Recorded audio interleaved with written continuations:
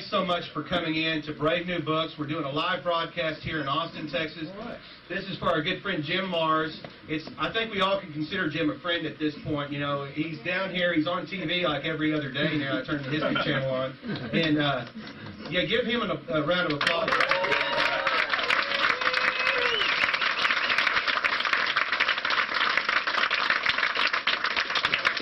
You know, we're blessed here in Texas to have people like Jim here, native Texans, and we're cursed at the same time because, you know, there's a yin and yang going on. For all the good we have, there's a lot of evil emanating from here. And before we get going on this alien agenda, we're going to talk about something real quick.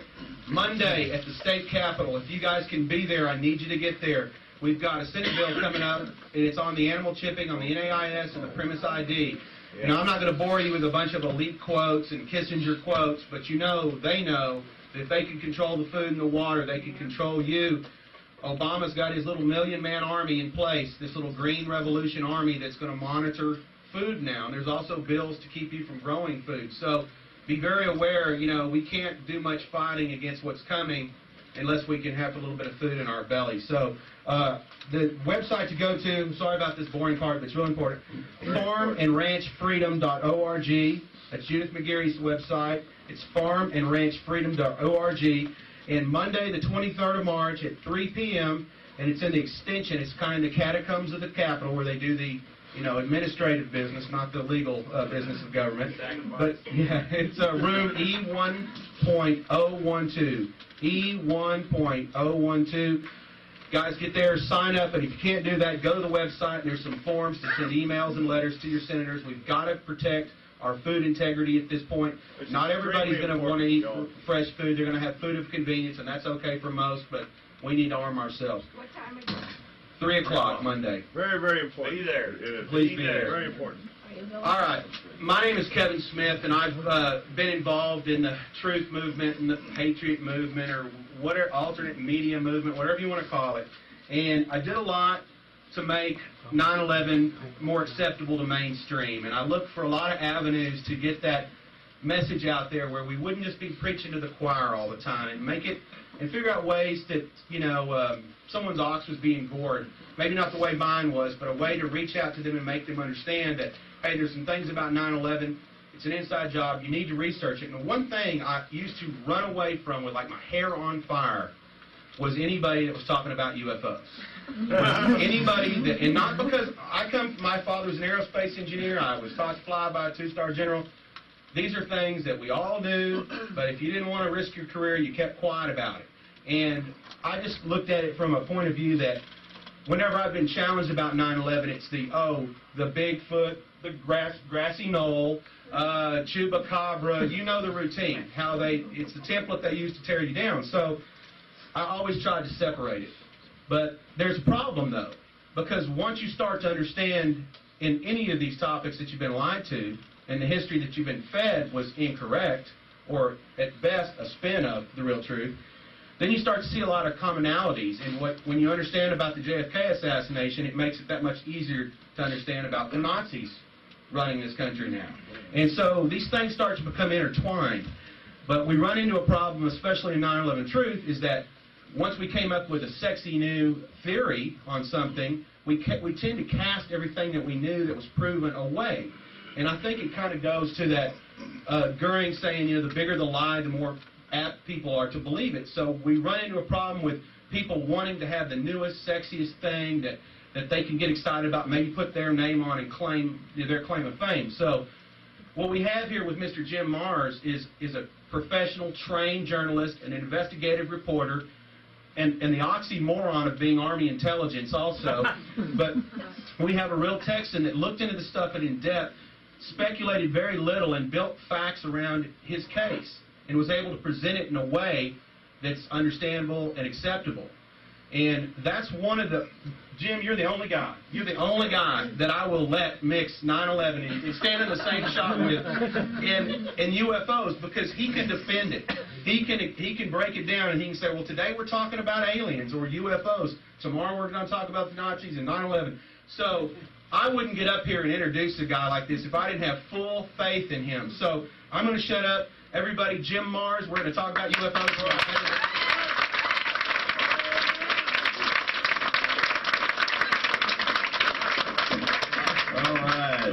Thank you so much, Kevin. Yeah, that kind of stole some of my thunder, though. But he's absolutely right. When Crossfire came out, and right after the Oliver Stone movie, you know, I was the darling of the JFK research community. And then I wrote Alien Agenda. I was disinvited to their conferences, you know. I was held at arm's length for about 6-8 years because I wrote about UFOs, as if that somehow disqualifies me from knowing anything about anything else. But that time has passed. Just this past November, I was invited back to the JFK Lancer thing in Dallas, and they actually gave me an award for being one of the early, long-time, and most steadfast seekers of truth in the JFK assassination. So maybe I've been slightly rehabilitated. All right, now I see a lot of familiar faces, so a lot of you have been down here before to New Brave Books, and you've heard me talk about 9/11, and you've heard me talk about the National Socialist takeover in this country, which now they got so blatant in their excesses that in November, thanks to the corporate mass media, we have now shifted from National Socialism to Marxist socialism. And if you think that this is some kind of fringe conspiracy theory, just consider the cover of Newsweek a couple of weeks ago. Now we are all socialist. Yeah, we are. But when did we ever get the chance to vote for socialism? Is that really what we want, you know? And is that, who's behind all that? And before, let me add to one more thing, because I know some of you people are already cringing because you're probably great Obama fans. And let me say right off the bat, I got nothing personally against Barack Hussein Obama any more than I had against George W. Bush, personally. I know people who are good friends with George W. Bush, and they assured me that he was quite a good old boy. And I'm not prepared to argue. He may very well have been. But I think what we all understand is that he wasn't in charge. Dick Cheney was in charge. And his little presidential assassination ring, if you've happened to read that and know about what Seymour Hersh has now let out of the bag. And Dad, he was also there. And James Baker.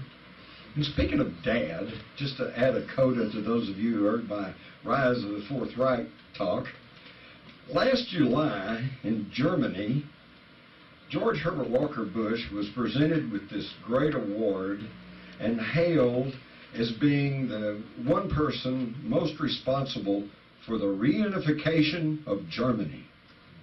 George Herbert Walker Bush? And who gave him this award? Henry Kissinger. It gets better. And where did this award ceremony take place? On the shores of the Wannsee. Does anybody remember the Wannsee Conference of 1942? This is where the Nazis all met and decided on the final solution. Now, do you think this was just some kind of sheer coincidence, or are they thumbing their nose at us? And speaking of Dr. Kissinger, for any of you who are still hoping that Barack Obama may bring us some change, let me quote from the remarks of his new National Security Advisor, General James L. Jones, who last month at the Munich Security Conference got up and thanked them for honoring Dr. Kissinger, who, by the way, cannot travel to certain countries because there are warrants out for his arrest for war crimes, okay? And James L. Jones, Obama's National Security Advisor, says, thank you, congratulations for honoring Dr. Kissinger, says, as the latest National Security Advisor for the United States, I take my daily orders from Dr. Kissinger, coming through Brent Snowcroft and Sandy Berger. We have a chain of command in the National Security Council, and it still exists today. Excuse me, where's the change? I didn't vote for Henry Kissinger. And these are the same tools that have been in there, were there in the Clinton administration when they stripped our military. And Henry Kissinger's been there since Nixon. He is the architect of the very foreign policy that's gotten us in the mess that we're in now. So what's changed, folks? I submit to you, nothing. But now, away from mundane politics, we're going to talk about UFOs. Let me quickly see a show of hands. How many of you have had or know about someone who has had a UFO experience? Whoa! 1, 2, 3, 4, 5, 6, 7, 8. Okay. I took a head count ahead of time. We've got about 60 people here, maybe plus or minus. And that looked to be about half of you. Half the people in this audience have had or know of some UFO experience. Now extrapolate that up to the 300 million population of the United States. Half the people in this country know about UFOs. Okay? And I guarantee you that the higher you get, and you get away from the guy in the street, and you get away from the people who just get their information from CNN or Fox, and you start talking to people high in the military, high in intelligence, or in the upper echelons of the political circles, they don't snicker at you about UFOs because they know it's here. And my main message tonight is, if you dismiss the whole topic of UFOs, then folks, you will never ever be able to truthfully understand what's going on in the world, because you've just tossed out a big piece of the puzzle. So with that, let me bring you up to speed on UFOs. Some of this is old stuff to some of you, some of it hopefully will be new. Oh, I guess it helps turn it on. Okay. First off, you go back, and if you go Google UFOs or go back and look at the newspaper clips, you'll find that since 1947, there's been a literal barrage of information. And yeah, some of them are hoaxes, some of them are deluded people, some of them are strange, you know, but hey, you can discount half of them or more, and you still have a significant number of reports. It means there's something going on, okay? Now, early on, the explanation was that there's nothing up there, folks. It's all just hallucinations or some sort of group psychosis. Well, you know, even as a young reporter, I thought, oh, wait a minute. A heretofore undiagnosed, contagious mass psychosis. Whoa, what a story. But you don't see that anymore, do you? And you've never seen anything about that because it's not true. And you don't ever hear these explanations anymore, but why? Because now with YouTube and the computer, there's not a day goes by that somebody's not posting photographs and film and camera snapshots of a UFO. So obviously you can't take a picture of an hallucination or of a psychosis. So that explanation, you don't hear that anymore. So today it's, oh, well, it's just misidentified aircraft or satellites, or the planet Venus, or probably it's secret government test craft, okay? So I always thought, well, wouldn't it be great if there was a really documented story of a UFO that occurred before any of that was in the air? And you know what? There is. And of course, it all got started with Kenneth Arnold, 1947, and that got the whole flying saucer thing going, but they all said, well, it's just misidentified aircraft. Well, it was recorded in Aurora, Texas. Here's the story that appeared in the Dallas Morning News, April the 19th, 1897. 6 years before the Wright brothers flew. 6 years before the first powered balloon flight in the United States, the California era. About 6 o'clock this morning, the early riser of Aurora was astonished at the sudden appearance of the airship which had been sailing through the country. It was traveling due north and much nearer the earth than ever before. Evidently some of the machinery was out of order because it was making a speed of only 10 or 12 miles an hour. Think about that, 10 or 12 miles an hour. Anybody know about aviation? Anybody know about lift? It's not airspeed, is it, Kevin? Can't stay in the air at 10 or 12 miles an hour, so there had to be something else going on. It sailed directly over the public square, and when it reached the north part of town, collided with the tower of Judge Proctor's windmill and went to pieces with a terrific explosion, scattering debris over several acres of ground, wrecking the windmill and water tank and destroying the judge's flower garden. Shame, shame. The pilot of the ship is supposed to have been the only one on board, and while his remains are badly disfigured, enough of the original have been picked up to show that he was not an inhabitant of this world. Whoa! And there's a picture of the little tombstone because he was buried in the Aurora Cemetery. And there's a photograph of the little headstone, so you'll know that I'm not just making this up. And when I got onto this story in 1973, that headstone was still there. And it was very interesting because, as you can see here, we put a chalk outline on the little design that was etched in it. And you see this inverted V with little circles along the center of it. Now, so far, I'm trying to deal with conspiracy facts. People accuse me of being a conspiracy theorist, okay? I sometimes bristle at that because I try to explain, if you can prove something, it's not a theory, all right? But now, here's a theory. I was under the impression, because you can see that this side of it kind of rounded, and then it's broken off here in the middle. So I was kind of under the impression when I was looking at it that it looks like half of it may have been broken off at some point, and you're only seeing half of what the original headstone was. So if you extrapolate the thing over to here, and you duplicate and reverse this, what have you got? You've got a saucer-looking object with little portholes running along the side, okay? But did it happen? In 1973, there were 3 people still alive who were alive in the Aurora area in 1897. One of them said it was a hoax. One of them, Mary Evans, said, no, I remember my folks talking about it. I remember hearing the explosion, but they wouldn't let me go into town because I was only about 12 or 13 years old, but they came back and told me about it. So she says it actually happened.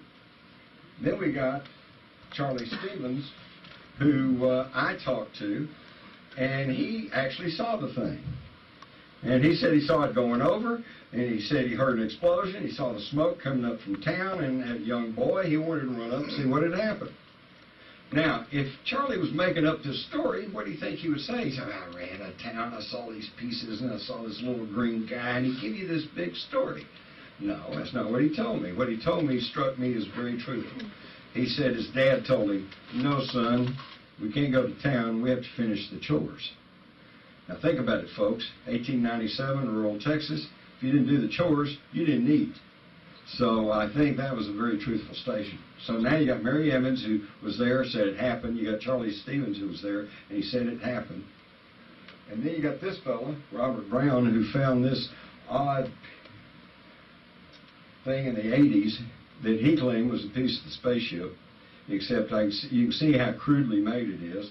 I don't think this was a piece of the spaceship, but what's interesting is 2 pieces of metal banded together with this wire, and inside you can kind of see this copper-looking stuff. I think that maybe in the middle was a piece of the original spaceship, but we don't know, and he wouldn't give it up to go have it tested, so again, it's just we don't know. Here's the original Dallas Morning News story. And so the 2 people there out of the 3 said it actually happened. Now the argument is, well, it was just a hoax story planted in the newspaper. Well, okay, that's possible, and I kind of bought into that for a long time until I got the complete front page of the Dallas Morning News for 1897. And folks, there are 16 stories on that front page. Every single one of them is talking about the silver cigar-shaped object flying through the skies of North Texas in 1897, and 2 or 3 of them even carrying accounts of carrying on a conversation with the crews. One of them, they were told, we come from a secret laboratory in New York, and we were testing this thing out, and it proved so successful, we just started sailing through the countryside. The next thing you knew, we were in Kansas. So we thought we'd come on down to Texas. Another story, they were told, we come from a hidden community at the North Pole, and we have these flying machines. And then In another account at that same period, a track inspector from Fort Worth encountered this silver cigar-shaped object, said there was a crew of uniformed people around it, and he was told, don't say anything about seeing us. We're on a secret mission. We're on our way to bomb Havana. Now, this is especially intriguing to me because this was in the spring of 1897. We didn't get into a war with Spain and Cuba until the spring of 1898, a year later. How did these people know that we were going to be in a war involving Cuba? Teddy Roosevelt and the Rough Riders, remember your school? Okay, how did they know? Were they able to look in the time? Did they come from another time? I don't know, but something's very strange there. Okay? Right. Yeah, and all of this occurred before the Wright brothers were born. In 1955, Dorothy Kilgallen told us the reality of it in this story that is absolutely legitimate because I copied it out of the files of the Fort Worth Star Telegram. And she said that they come from other planets, and source of my information is a British official of cabinet rank. So they knew way back there that it was all real. Now, what the heck is going on? I missed all my... Anyway, thing kind of out of sequence. Before I get to the moon, let me wrap up on Aurora. So the only arguments they've had against Aurora is that, number one of the people from that time period, Robbie Hansen, said, oh, it was just a hoax. Now, unfortunately, her close friend was Etta Pegues, that was the Star Telegram correspondent in that area.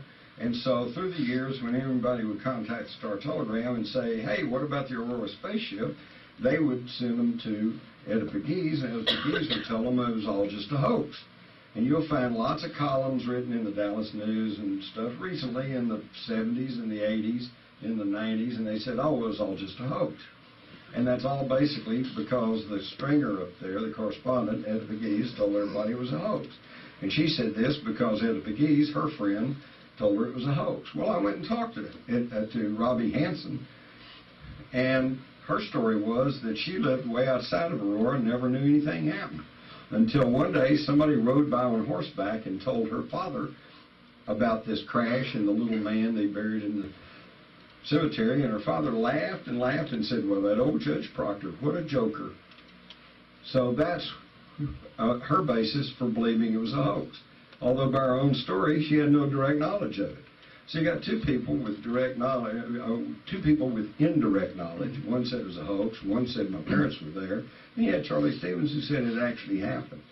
Okay, and then of course their argument is that Judge Proctor didn't have a windmill, and that it was all a hoax story, and therefore there's no grave in the cemetery. Well, all this got laid to rest last summer. Have any of y'all seen the History Channel special? Bunch of you, good. Basically, this was aired back, I think, about Christmas time, and then they ran it again just about a week or so ago. They came with a scientific crew to Aurora, and they used ground-penetrating radar, and they found that there is a small grave at the site. Oops, took care of that argument. Then they went and managed to get the owner of the property to let them move the little well house, whereupon they found the footing for the windmill tower, or for the windlass. So that takes care of that argument. In fact, what I understood years ago was that it's true Judge Proctor did not have a windmill. He had a windlass, which is a wooden derrick that normally you could put a windmill on top of the blades, but he didn't have the windmill, but it was a derrick he used for the sump to operate the pump on his well. Okay, so now they proved he did have this tower. It just got misidentified as a windmill instead of a windlass. Okay, but here's the clincher. Back in the 70s, we picked up odd pieces of metal there at the crash site, and a lot of it was very readily identifiable, old pieces of nail, chain, whatever, but then we also found some odd pieces that looked to be like molten aluminum, and we sent it off for study at North Texas. And I usually have, I don't know why these slides are all out of whack. We may get to this. And the physics department said some of these pieces were a little unusual, and one was particularly unusual because it was 90% iron but it had no magnetic properties. But that was about all we had the time and money to do, so we left it at that. Well, what they did last summer is they also found globs, little tiny globs of what appeared to be molten aluminum, buried 6 inches into the ground and into the trees surrounding and into rocks, indicating a tremendous explosion. Okay, and then when they tested the metal, it did prove to be aluminum, but the metallic composition was not the same composition as modern aluminum or any of the aluminum that we know about. If you go back, even in the story in the Dallas News, it said the metal appeared to be some sort of metal kind of like aluminum or silver. Well, so they knew about aluminum in 1897. But it had only been 2 years earlier, in 1895, that they'd been able to synthetically make aluminum. Prior to that, a little bit of aluminum cost about the same amount as gold or silver. So although they knew about aluminum, it was not in widespread use in 1897, certainly not in rural Texas. So, as far as I'm concerned, it happened. We had a spaceship crash. And by the way, it's on the Texas State Historical Marker at the Aurora Cemetery. So now let's look at another UFO, unidentified flying object. This one, you've all seen it. It's called the moon. But the moon's a very strange place. We've got the Maria, which they call the seas, which appear to be molten rocks that was thrown up onto the surface and then cooled into what they call the Maria. And that's why when they went to the moon, they were expecting to find volcanic activity, and yet when they get to the moon, we find there is no volcanic activity. It's a dead world. So where did this molten rock come from? We don't know. But at the center of these circular seas, or Maria, are what they call mascons. The mascons are very heavy, dense objects of something that are somehow always at the center of these Maria. Are they some kind of ancient machine that spewed up molten rock on the surface of the moon? We don't know. We don't know what the mascons are. We don't know what the Maria is. The moon is very mysterious. Now here is some figures drawn by early man, similar to the Nazca plains, which you all are probably similar with. And on the moon, we find similar type designs. Okay, now where does that come from? Is it natural? We don't know. But we're not being told either. Always remember, NASA is short for never a straight answer. We also have what's known as the Shard photograph from the Lunar Orbiter 111. And this thing juts up off the surface of the moon about a mile. Just like a little spindle or a tower. Is that a microwave tower? Who knows? We don't know, but it's very mysterious. We've got pictures. These are all NASA photographs, by the way. Look at this thing flitting across the surface of the moon. This thing throwing a shadow on the surface of the moon. What is this thing? And here's one jutting out over a crater. All kinds of odd stuff. People have been seeing weird things on the moon for centuries. All the way back into when they first developed telescopes, they were seeing lights moving around on the moon. They were seeing what appeared to be clouds of dust or some sort of particles moving around on the moon. You didn't get taught this in school, though, did you? And we can see in this crater some kind of weird object. Again, we see this long cigar-looking type object sitting in a crater on the moon. What is this? We don't know. Yes, I love this one. You see the tracks running along here to this little circular type object, and it's rolled along, leaving tracks on the moon.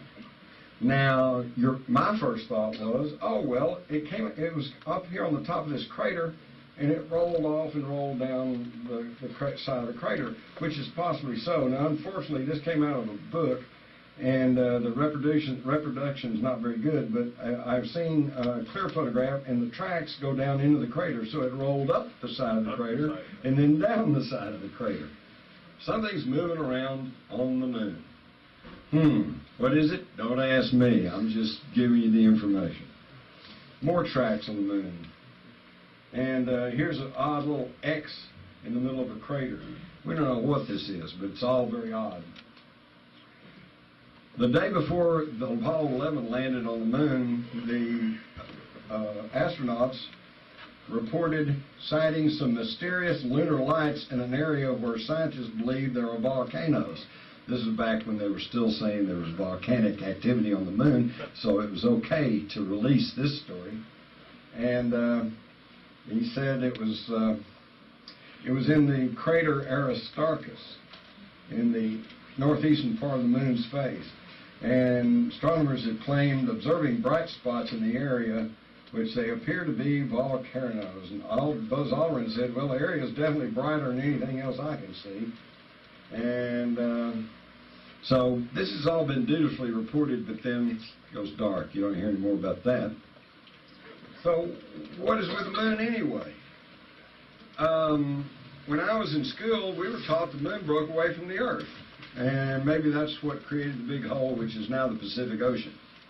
But now that they say we've been to the moon and we got lunar rocks and they don't match the same composition as what's on the Earth, plus they found rocks on the moon that date back before 8 billion years ago, which is older than the age of the Earth, then now it's changed. Now the idea is the capture theory, that the moon came along and was captured in the gravitational field of the Earth.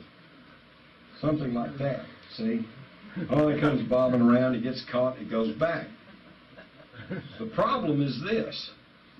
If here's the Earth and here comes the moon and it's caught and it's pulled back, then the moon should be in an elliptical orbit, kind of wobbling around the Earth.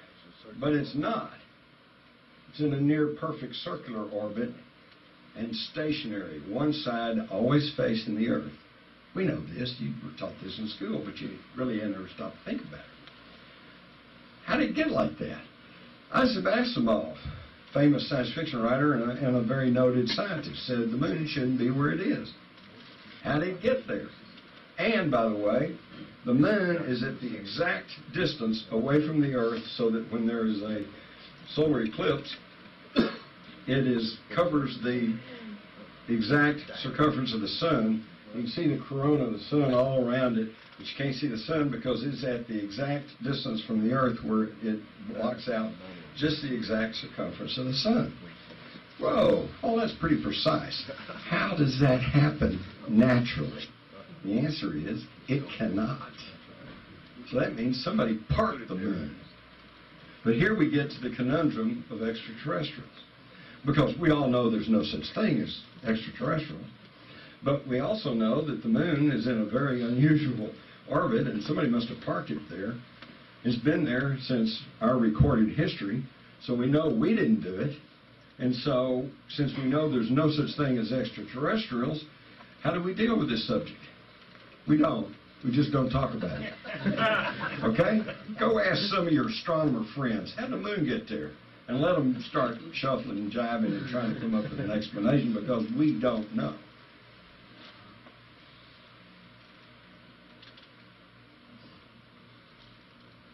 So apparently somebody came in and parked the moon exactly where it is, and the moon's orbit is nearly perfect circular to the Earth with only a slight wobble, which just coincidentally matches the slight wobble of the orbit of the Earth. And it's also at the equator. There also appears to be pyramids on the moon. You can see what appears to be pyramids in this crater up here, and in other areas too. Interestingly enough, the pyramids that are sighted on the moon are in the same configuration as the three major pyramids on the Giza Plateau. And if that's not odd enough, we look at Teotihuacan outside Mexico City, and if you'll simply shift that thing around,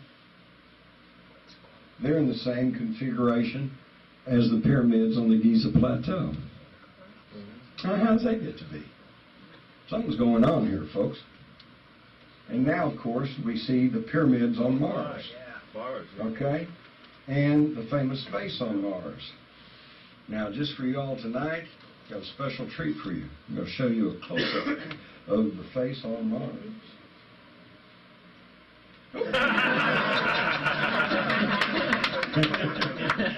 All right. Enough levity. Actually, here's the face on Mars. And then, of course, when NASA, it finally was, it got to be a big deal, they finally showed us this picture. Oh, yeah, well, we can really see that one. And by the way, there's been much more further work done on this. This is kind of an old slideshow. And now they've actually done computer work on it, and there's something on the face of Mars. And again, we didn't put it there, but we know there's no extraterrestrials, so let's just don't talk about that. By the way, here's another face on Mars. I think everybody can kind of see this one. And I don't know, this is in my HUF file. It is possible that those are just natural formations, that you make a face out of it, kind of like you do making the face of Jesus out of a cloud or something, But it's still pretty amazing. And of course, we got the rover Sojourner that went up there and crawled around for a few feet. And they said, see, no life on Mars. Well, excuse me, think about this. What if we lived on Mars and we sent a little rover and it landed in Antarctica and it roamed around for about 20 or 30 feet? Hey, no life on the Earth. By the way, it's all changing. It's all changing. We now know there's water on the moon. We now know there's winds on the moon. We know there's water on Mars. They just were finally announcing that last week. Okay, so everything you think you know about Moon and Mars, you don't know, because they haven't told you, and it's changing constantly. This kind of leads to the question, well, if there's ETs been around here, how long have they been here? Did our ancestors come from space? Well, you go back to the Sumerian tablets, which are probably the oldest records on the world. In fact, actually, you can go to the Hindu Vedas, and they talk about the Vayanas, flying machines that went through the air, and all carried their gods around, and that they had, by the way, they had some sort of weaponry that could destroy a whole city with a single strike. Then you go back to the Sumerian tablets, and this was all etched in clay back about 7,000-8,000 years ago, predates the Egyptians by 3,000 or 4,000 years, predates the Bible by 5,000 years, and they're telling us that the Anunnaki came to the earth. Well, who's the Anunnaki? Well, that translates as those who came from the heavens to the earth. Well, let me clear something up here. I'm not sure if I get into this. Let me see if I get into it. There is a common theme all over the earth in all the ancient legends and stories, and the common theme is flight. The Chinese had the flying dragons. The Egyptians had the flying boats. The Sumerians had their flying disc. We all know the story of Ezekiel in the Bible and the fiery wheel. If that wasn't a UFO experience, I don't know what was.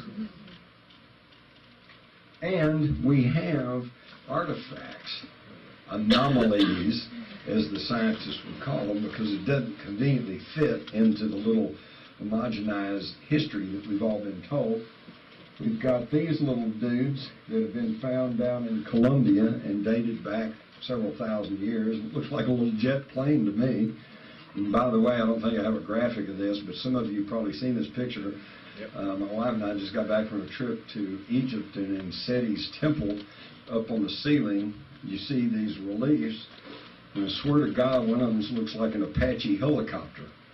And right next to it is a little fat jet with wings and a tail, exactly like you're seeing here.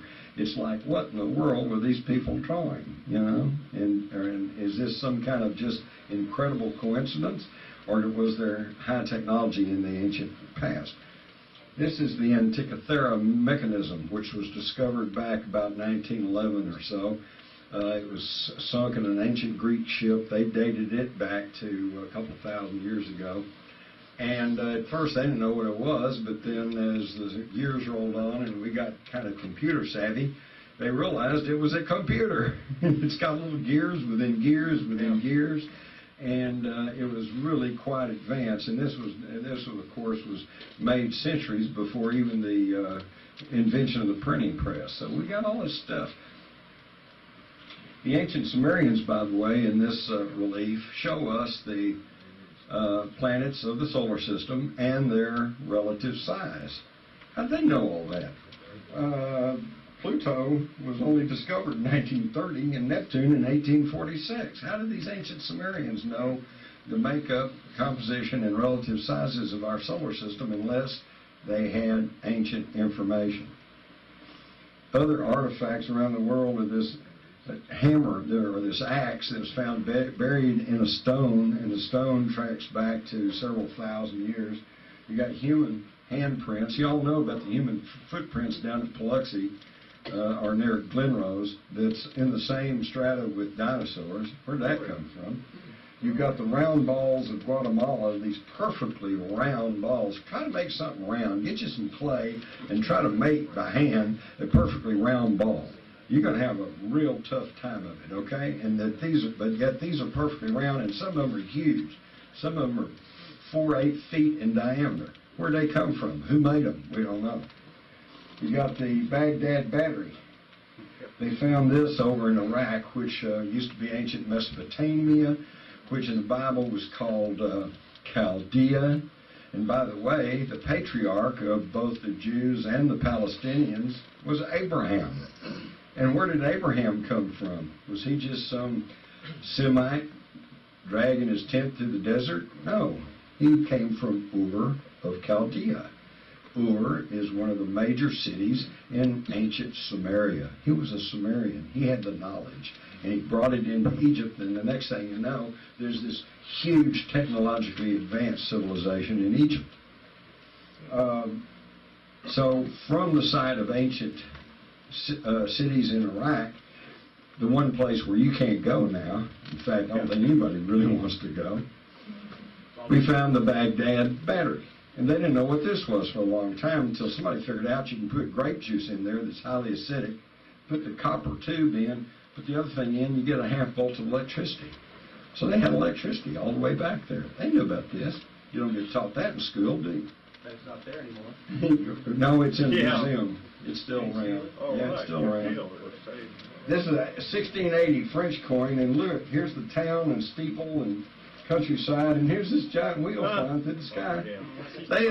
They tried to tell us this for years. Everybody knew about this. They just didn't know what it was. We're the first generations who grew up with the true knowledge of space flight, cloning, genetic manipulation.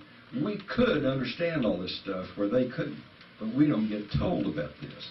In fact, I strongly suspect that a major reason for our precipitous and unprovoked attack on Iraq was to loot the Iraqi National Museum. Because I have the stories in my files from 1999, 2000, 2001, that French and German archaeological teams were making amazing new discoveries in the ancient Sumerian cities of Uruk and Ur.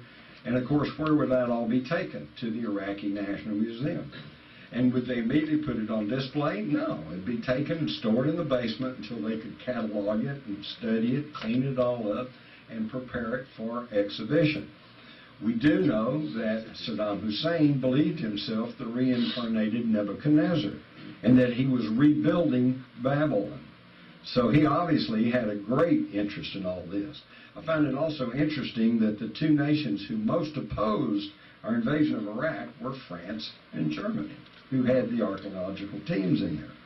And when we launched our invasion, contrary to standard military tactics, which is to go and seize your objective, hold your objective, consolidate the countryside and your winnings, and then move on to the next objective, we simply made a beeline for Baghdad. And this is why we failed to pacify the countryside, and we're still having problems. And what happened in Baghdad? The looting of the Iraqi National Museum, even though the Pentagon, at the request of world museum directors, had pledged that we would safeguard the Iraqi National Museum because it was, after all, in the very center of the creation of the human race. Between the Tigris-Euphrates River, this is where people estimate the Garden of Eden was. This is where it all started. Western civilization started between the Tigris and Euphrates rivers. And they pledged they would safeguard it. And yet, when the mobs probably hired stooges, began to break into the museum. The U.S. military was called, a tank with some soldiers showed up, and then were ordered to withdraw. And the crowds had their way. Well, the crowds were probably a smokescreen, and there was a very systematic looting of the Iraqi National Museum. And according to Colonel Matthew Bogdanos, who investigated the museum break-in for General Tommy Franks, in an article in Archaeological Magazine, he said the basement was an inside job. They had keys to the vaults. They bypassed expensive-looking fakes.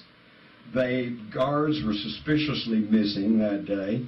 And then said of all the stuff that the hired mob took out of the upper floors of the museum, a greater part of that has now been returned. I mean, that makes sense. You know, Abdul got something, went out, and what's he going to do with it? He's going to take it to the local flea market and try and get some money for it, and it will find its way back to the museum. So they've recovered most of this.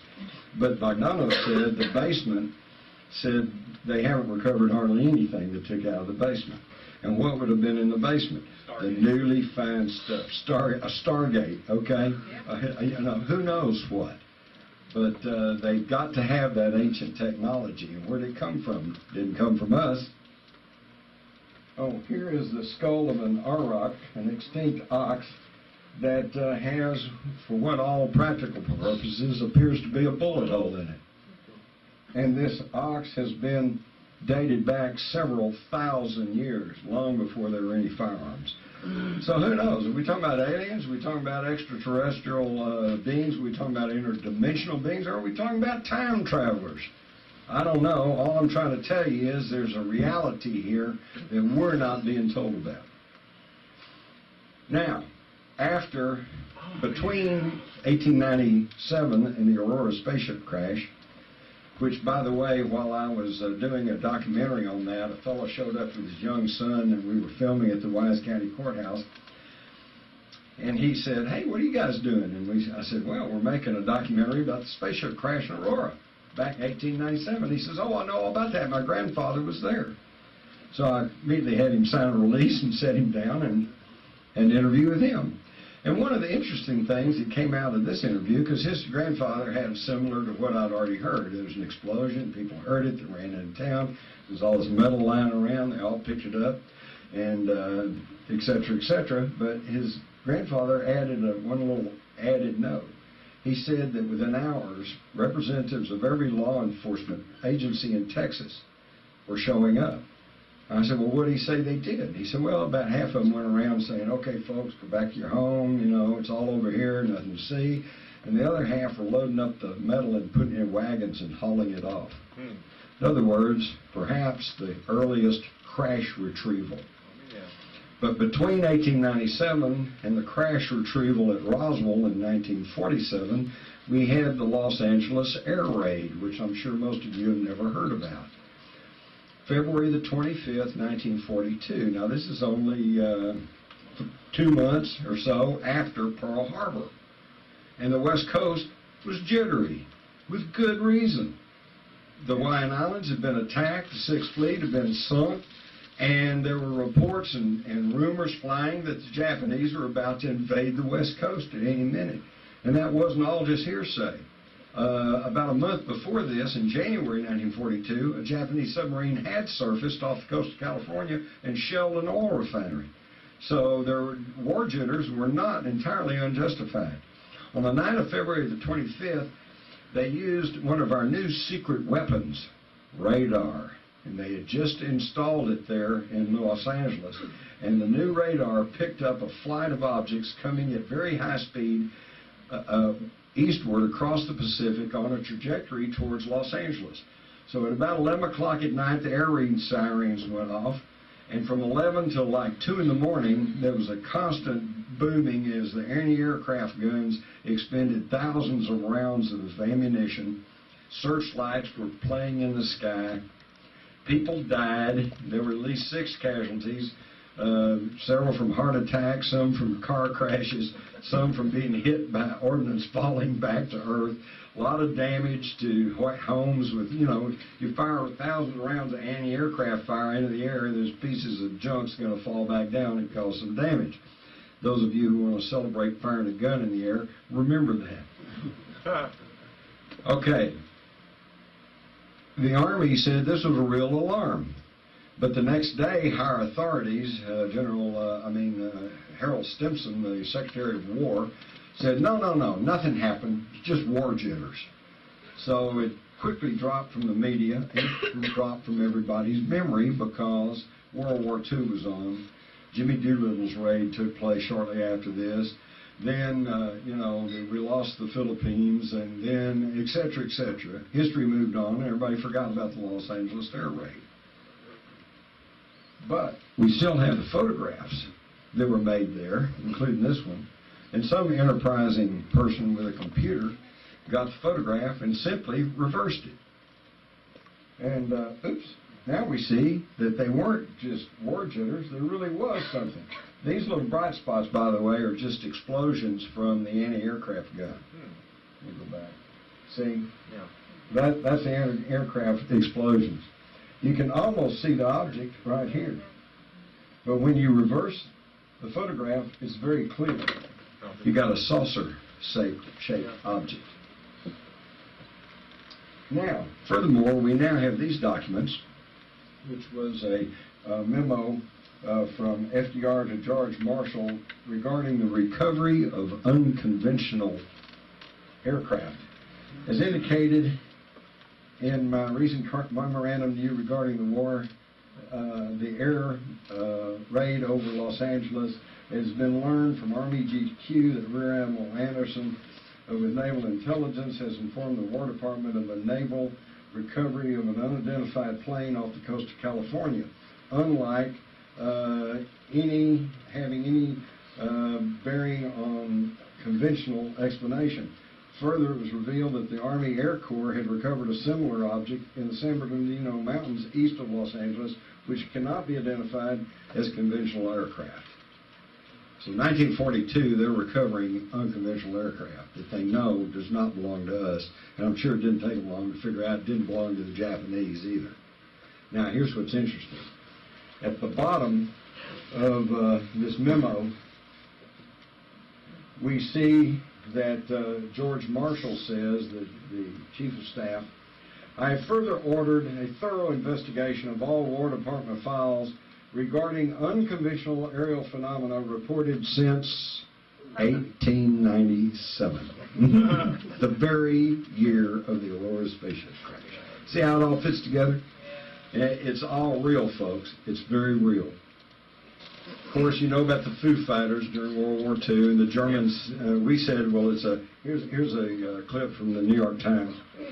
Said it's the Nazis' newest war device. And after the war, we found out the Nazis thought they were some kind of secret weapon of ours. Okay, so it didn't belong to any of us. The Japanese reported them too, by the way, and there were reports of these fireballs in the Pacific. Now, some of these may have indeed been a Nazi secret weapon called the Feuerball, or the fireball, which was a little device that they would put up in the bomber formations in the hopes of disrupting their electrical systems, okay? The problem was, back then, we were using these heavily insulated wires and vacuum tubes, and they didn't really have that much effect. Today, they might really have an effect on a computer or something that's not protected. Saucers of the like. We know, and it's historic fact, that they had flying saucers on the drawing board. We've already covered some of this in the rise of the Fourth Reich, so I'll skip on through it. We also talked about Action Adlerflug, or the Operation Eagle Flight, and how that the Nazis survived the war. Morton Bormann, who was deputy to Hitler, Hermann Schmitz, the head of IG Farben Combine, and by the way, also a man who owned as much stock in Standard Oil as John D. Rockefeller, and Dr. Hermann Joseph Abs, head of the German Central Bank, the Deutsche Bank, which is still one of the largest banks in the world and a very prominent player today. they created more than 750 corporations in addition to about 700 corporations that they had already had set up in Switzerland, and by these German companies and involving these American companies. And it was all handled through the Bank of International Settlements. There's a Deutsche Bank, Chase Bank, Union Banking Corporation, and of course, if you'll remember my talk from Rise of the Fourth Reich, who was handling the money for the Nazis through Union Banking Corporation? Prescott Bush, okay, the grandfather of George W. and the father of George Herbert Walker Bush. The attorneys for the Nazi Schroeder Bank that was handling it for Baron von Schroeder, who was Allen Dulles and John Foster Dulles. Now, this is how the Nazis got a foothold in the United States after the war, because after the war, John J. McCloy, who had been head of National City Bank, which is now Citicorp, was one of the largest lenders of money to the Nazis. In fact, he sat in the same box with Hitler in the 1936 Olympics. And all of this just kept going. Business is just business. Wasn't he at that meeting the night before JFK was assassinated up in Dallas, John J. McCloy? That's possible. He had been in Texas along with Allen Dulles. I've seen a photograph of Allen Dulles with Lyndon Johnson taken within days of the Kennedy assassination. So they were all together. But this is another whole topic, okay? This goes back to the rise of the Fourth Reich. So let's keep moving along here. That brings us to what crashed at Roswell. That's the most famous of the crash recovery stories, but of course everybody, oh gosh, it was this, it was that, no, maybe it was this. Who knows? Well, let's just look at it objectively. First off, the government has changed its story 4 times. Right off the bat, the base commander, Colonel Butch Blanchard, authorized the release of a news release that said, "We have captured a flying saucer." Okay?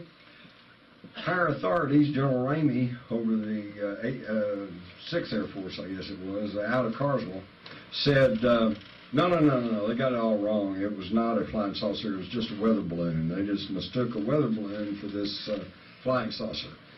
Now let me point out a few things here. Number one, the 509th Bomb Group at Roswell Army Airfield in New Mexico was the only unit in the U.S. military at that time equipped with nuclear weapons. They were the group that dropped the atomic bombs on Hiroshima and Nagasaki. These were the first-strain guys. These were the best military people we had. And Major Marcel, who was their intelligence officer, had been on Tinian and had been involved in the bombings of Hiroshima and Nagasaki. And to tell us that these guys couldn't tell a flying saucer from balloon wreckage is an affront to your sensibilities. They're insulting your intelligence. And if that doesn't prove something to you, then how many of you guys have been in the military? Anybody? But it's good. Me too. Now, you know, in the military, the surefire way to advancement is very simple. Don't screw up. Okay? Don't screw up. If you mind your P's and Q's, follow your orders, then chances are you can advance. Colonel Blanchard, okay, he authorized a release, said, "We've captured a flying saucer." And then they came back, higher authorities, and said, no, it was just a weather balloon. He screwed up. Okay? Either it was a flying saucer and they didn't want that information out, which means he really messed up, or it really was a huge cock-up and it was a weather balloon, in which case he screwed up too. So, in the military, you know that if you mess up like that, his next assignment should have been Nome, Alaska, okay? That should have been the last we ever heard of Colonel Blanchard. Au contraire, Colonel Blanchard went on to become the second youngest brigadier general in U.S. military history, second only to George Custer. And Custer's advancement to colonel had been general had been a mistake, okay? And at the time of his death in the late 60s, Blanchard, General Blanchard, had been sent to Vietnam to write an overall report on our status in the Vietnam War. Whoa, this guy was a credible and promoted military leader. So in other words, when he said, "We've captured a flying saucer," he was telling the truth. And when he backed off and followed orders and said, "No, it was just a weather balloon," he was following orders. So he gets promoted. That's the way it works. Now, when all of this came about 1996 or so, the Air Force finally issued this report, the Roswell report, stamped case closed. Does that sound familiar? They always say case closed. This is the final word. And in their background they say, this comprehensive further examination of the so-called Roswell incident found no evidence whatsoever of flying saucer, space aliens, citizen government cover-up. By the way, that's interesting. They use the same verbiage as the Warren Commission. The Warren Commission never said there was no conspiracy to kill Kennedy. What they said over and over again was, we could find no evidence of conspiracy. And of course they didn't, because they didn't go look for it. In fact, they systematically turned away. Didn't look at any evidence that pointed to conspiracy. Same thing here. We could find no evidence of space aliens. Well, of course not. You can't get to it. Barry Goldwater tried to go to Wright-Patterson and see if he could get in to view the space aliens. They wouldn't even let him in. You think they're going to let the guys writing this report in? But here's the clincher. By the time this report came out, they changed their story again. They said, okay, it really wasn't a weather balloon. We lied about that because it was a secret mogul balloon. Now, the mogul balloon was not even secret. A mogul balloon was a weather balloon, basically. The only thing classified about mogul was that it carried this very sensitive testing equipment into the upper atmosphere to test, and they were testing to see if the Soviets were setting off nuclear weapons. Now, don't ask me why they thought they had to send up balloons from New Mexico to see what the Soviets in Russia were setting off, when they could have sent those balloons off from Turkey or Japan or any number of places that are much closer to the Soviet Union, because I don't know, and they never explained.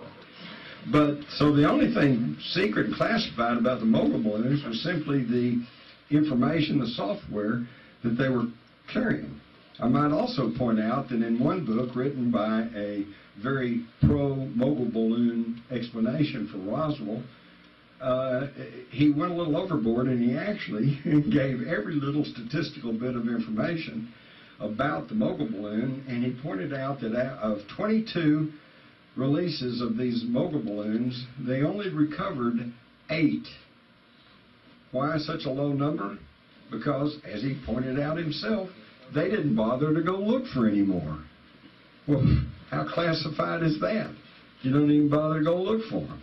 But then that didn't really satisfy anybody, so by 1997 they had added something else, and that was crash dummies. What they saw was crash dummies. Now, here's a picture, and by the way, this is Raymond Matson right here with his arm around one of the crash dummies. He was part of the crash dummy program, and I talked to Mr. Matson, and he laughed at the whole idea that what they had seen in 1947 was crash dummies because, as you can obviously see, they look like humans. They weigh the same as humans.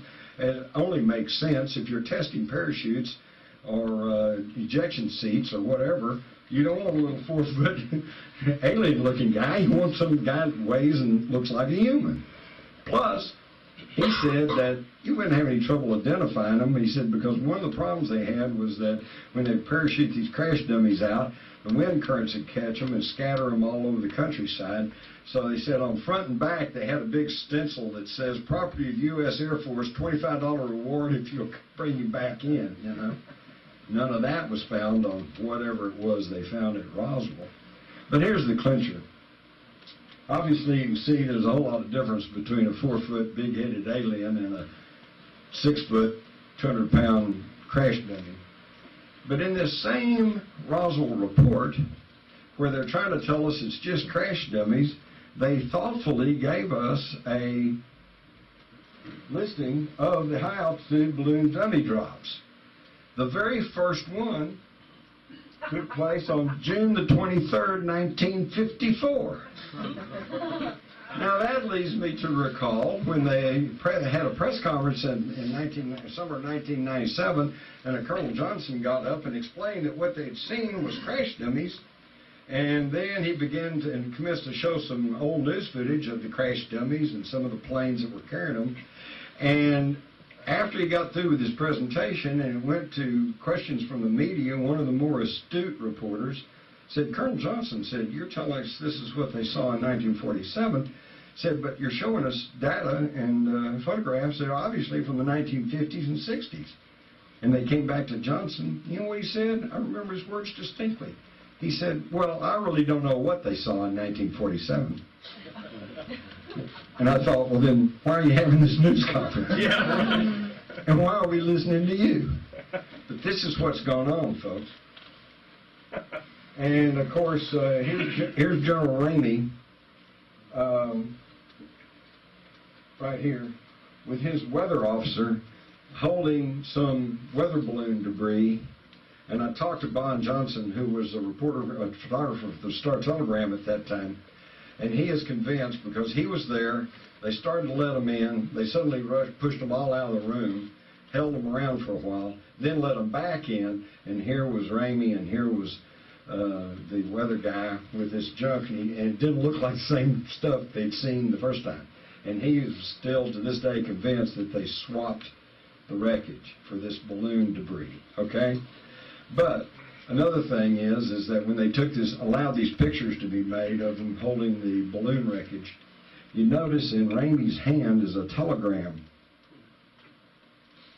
Now, this is a picture that was published in a book, and it's, you know, third, fourth generation and out of the book and pretty hazy, but they've gotten hold of the original print of this, and thanks to computer digitization, they were able to blow up this telegram to the point to where they can read some of the words on it.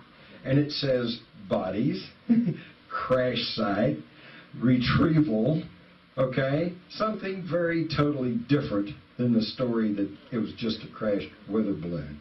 Of course, in 1947, General Ramey would have never, in his wildest dreams, thought that in the future that high school kids would have computers and could analyze this photograph enough to be able to read the message on the telegram. Amazing. So now, though, here's a partial list of people who have now spoken out and said, I was there, I saw the debris, I picked up the bodies, I carried the bodies to Roswell Army Air Force, I put them in boxes, I guarded the boxes, I loaded the boxes on aircraft, I flew the aircraft to Wright-Patterson Air Force Base, yada, yada, yada. So, and also, we now have documents that have now given us a pretty good view of what actually happened, including July the 3rd, radar stations in that's West Texas, White Sands Proving Ground, tracked 2 identified aircraft until both dropped off radar. The 2 crash sites have been located close to White Sands Proving Ground. Site landing zone 1 was located at a ranch near Corona, approximately 75 miles northwest of the town of Roswell. Site landing zone 2 was located approximately 20 miles southeast of the town of Socorro at latitude 33, 40, 31, longitude blah, blah, blah. So in other words, there were 2 crash sites. Now this accounts for some of the confusion. People have argued, oh, it was at Corona, and others have argued, no, it was at Roswell. What apparently happened was this is all part of the same crash. The thing hit the ground, bam, and lost a lot of debris. This was the debris field. But then the major portion of it, or at least the flight compartment, the command deck, ricocheted and went way on over and ended up in a gully near Socorro. And this is reportedly where the bodies were found. So that's caused confusion, the fact that they've argued over, was it this crash site or that crash site, and actually it's all part of the same crash.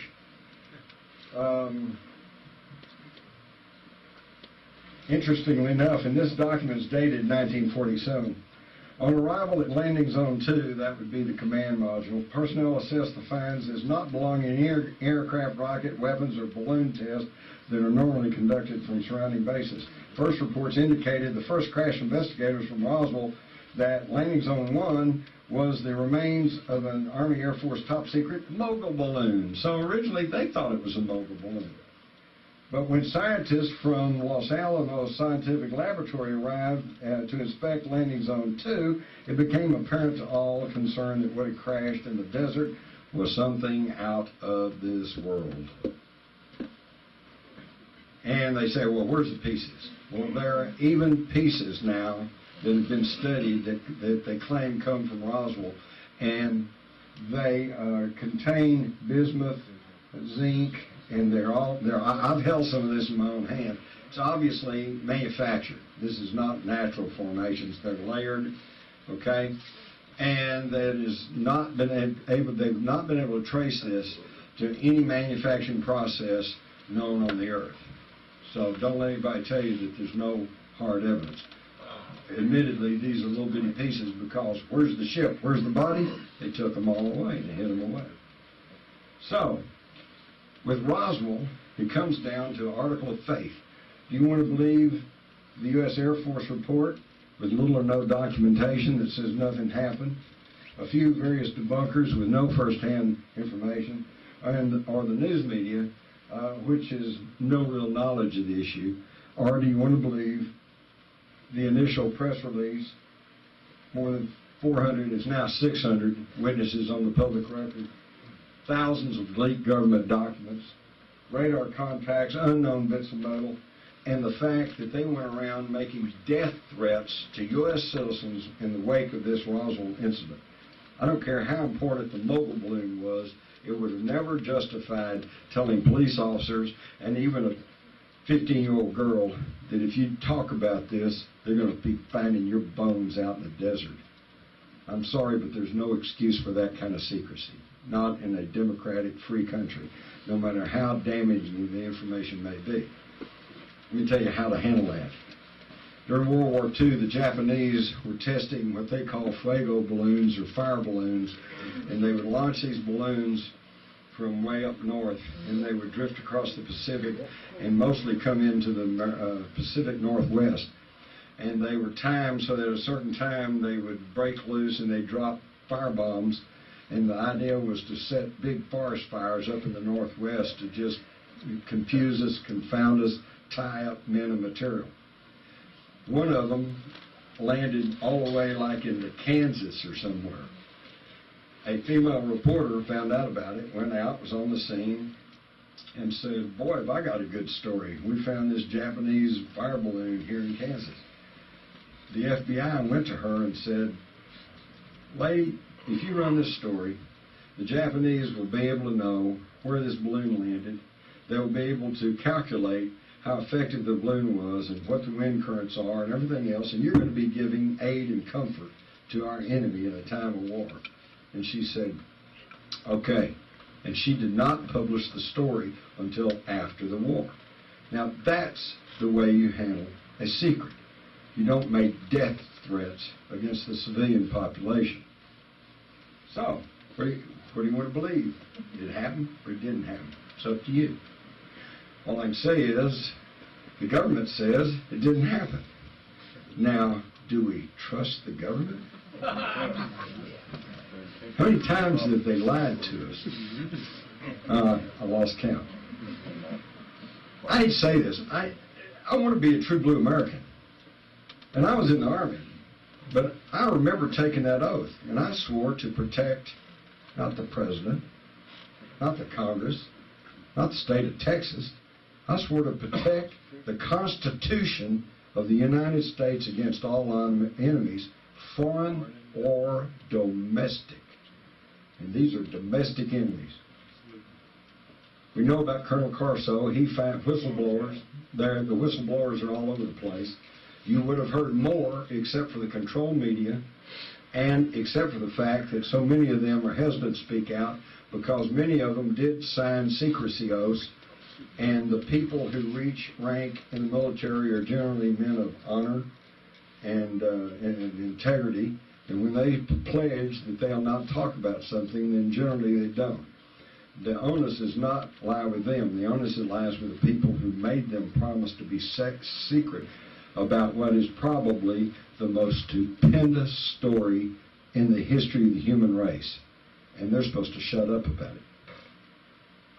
Even astronauts have said that we have gained material based on crashed alien vehicles. Where it all came down, and this was the start of the whole problem we have, was the National Security Act of 1947. Now, before 1947, there had been a little talk about changing the name from the War Department to the Defense Department. Well, that's a little public relations move. Nobody wants to think they're supporting the war, but everybody wants to support defense. That's just PR. Okay, and there had been talk about separating the Air Force from the Army. It used to be the Army Air Corps, you know. And there had been talk about coordinating the intelligence services through a central intelligence agency to prevent duplication of effort with the Naval Intelligence, Army Intelligence, Air Force Intelligence. But what really got the ball rolling was Roswell. Immediately after the crash at Roswell, which is early July 1947, immediately they began to quickly put together the National Security Act of 1947 to rush into law. And in September of 1947, Harry Truman, who was president, was trying to get home to visit his mother who was dying, and they held him at National Airport for hours until they could rush out this National Security Act to get his signature on it so that, bam, they could make it into law. Why the rush? And what did it do? It separated the Air Force from the Army, created the Air Force branch, we know that. It renamed the War Department to the Defense Department. It created the CIA, which has been the bane of our existence ever since. But what a lot of people miss is probably the most important facet of the National Security Act of 1947. It created the National Security Council. And if you'll think about it, everything from Vietnam to the invasion of Panama to the invasion of that island down in the Caribbean, whose name escapes me at the moment, Grenada, to everything else going on is all the National Security Council. And what did I just tell you? Barack Obama's National Security Advisor said there's a command chain that still exists in the National Security Council. The Iran-Contra scandal. Colonel North, who's admitted he lied to Congress and hence lied to the American public. But he said, but I had full approval of the president. Problem is, he didn't say which president. Everybody thought he meant President Reagan. But it turns out that all the documents signed on the Iran-Contra scandal were all signed by Vice President Bush. So Bush has been giving us trouble all along. But it's all done under the National Security Council, because anything that smacks of national security obviously would come under the purview of the National Security Council. This, my friends, is when they bypassed the Constitution, the Congress, the news media, and the American public. This is when the shadow government came into being. This is exactly what happened. And of course, one of the items they had to keep secret was UFOs. And this is still being held within the Technology Committee, or whatever they want to call it, of the National Security Council. And who's in charge of that? I've already told you. Henry Kissinger, for God's sakes. Okay? And this is where the secret has been held all this time. A secret that you, all your neighbors, everyone on earth should know about. What's the secret? We are not alone. Okay? For better, for worse. Who knows? We could argue all night over whether are they good or they bad or whatever. We'll get some of that. They immediately created Majestic 12. Here are the original members. Okay? One of them, James Forrestal, our very first Secretary of Defense, apparently didn't go along with this program, because they said, well, he's got a mental problem. They put him in Bethesda Naval Hospital, and he either fell or was pushed out of a 17th-story window. But we now find out, and all these documents have leaked out, including this manual, Extraterrestrial Entities and Technology Recovery and Disposal, Standard Operating Manual 101. All right? Press blackout. Never let the press know what's going on. This all stems back to early 50s. 1952, when flying saucers came over Washington. And at that time, everybody in the city could see them. The news media rushed out to National Airport and were going to take pictures of the radar screens that were picking them up, and they got chased out. National security. And then later, we were told it was just temperature inversion. Swamp gas. Swamp gas. Now, one of the reasons for this secrecy was because they commissioned the Brookings Institution to do a study to try to figure out what happens if a less advanced culture comes into contact with a more technological advanced culture. So the Brookings Institution went back. All they had to work with was history. So they went back and said, well, they said Earth's civilization may topple if faced by a race of superior beings. Okay? In other words, man, stock market could crash. We might, and here's the clincher.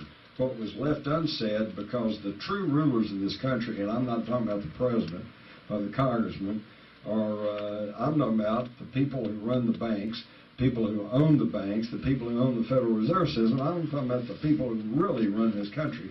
They owe their wealth and their power to their monopolies over energy, medicine, telecommunications, transportation, okay? And drugs. They don't really, drugs, of course. Narcotics.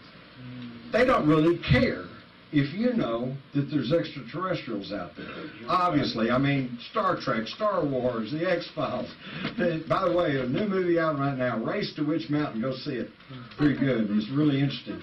The DODs, the bad guys, the aliens are the good guys. And it shows, it kind of makes fun of the UFO crowd, and yet, if you think about it at the end of the program, it's, well, those guys were right. So, we're in a reverse conditioning process now. But anyway, yeah, they don't care if you know about aliens. But if you know beyond any shadow of a doubt that extraterrestrials exist, then you know beyond any shadow of a doubt that there is alternative technology. And you're not going to sit still for $4 a gallon gasoline prices and for this crappy drugs that they're pushing off on everybody, and et cetera, et cetera. That's the reason for the secrecy. But they used the Brookings Institution report for a good number of years to say we can't release this to the public or they'll panic, And you know what? Actually, I'll try to give the devil his due. There is some reason for that. In 1947 or by 1950, this was only 10 years or so more since the famous War of the Worlds broadcast by Orson Welles, 1938.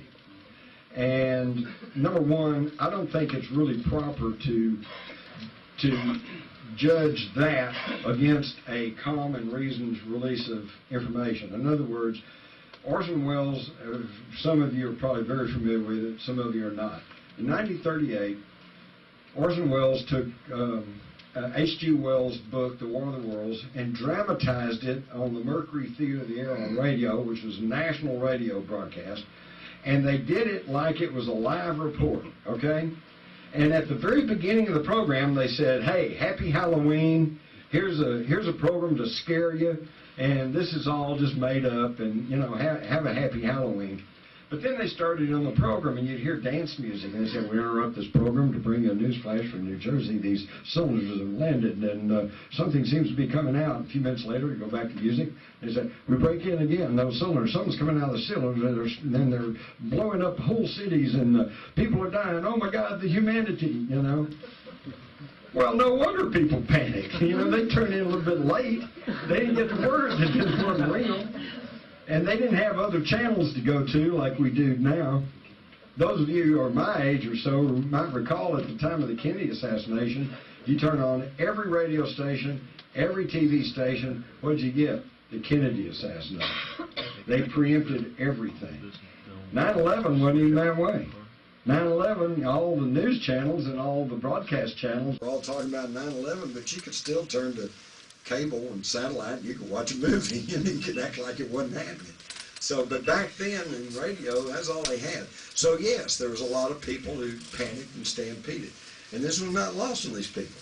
So between the Brookings Institution report and the recent memory, there might have been some reason at that point to at least play down the idea of extraterrestrial visitation. But the time has long passed. We've all grown up with Star Wars, Star Treks. You ask any young person today, what about ETs? And they go, yeah, so what? You know, they're used to it. But all the way back there in 1952, they instituted a policy of control and denial with an added factor of ridicule. You didn't see anything, and if you keep saying you did, then you probably need psychological counseling. And this has been extremely effective in keeping this whole topic off the table. This is why in 1997, when I published Alien Agenda, which was nothing but a report on what was available to the public about UFOs and extraterrestrials, I'm boycotted, I'm shunned. This is why Kevin didn't even want to be associated with anybody that talked about UFOs. Nobody in the media today wants to touch it. But thankfully, it is now changing.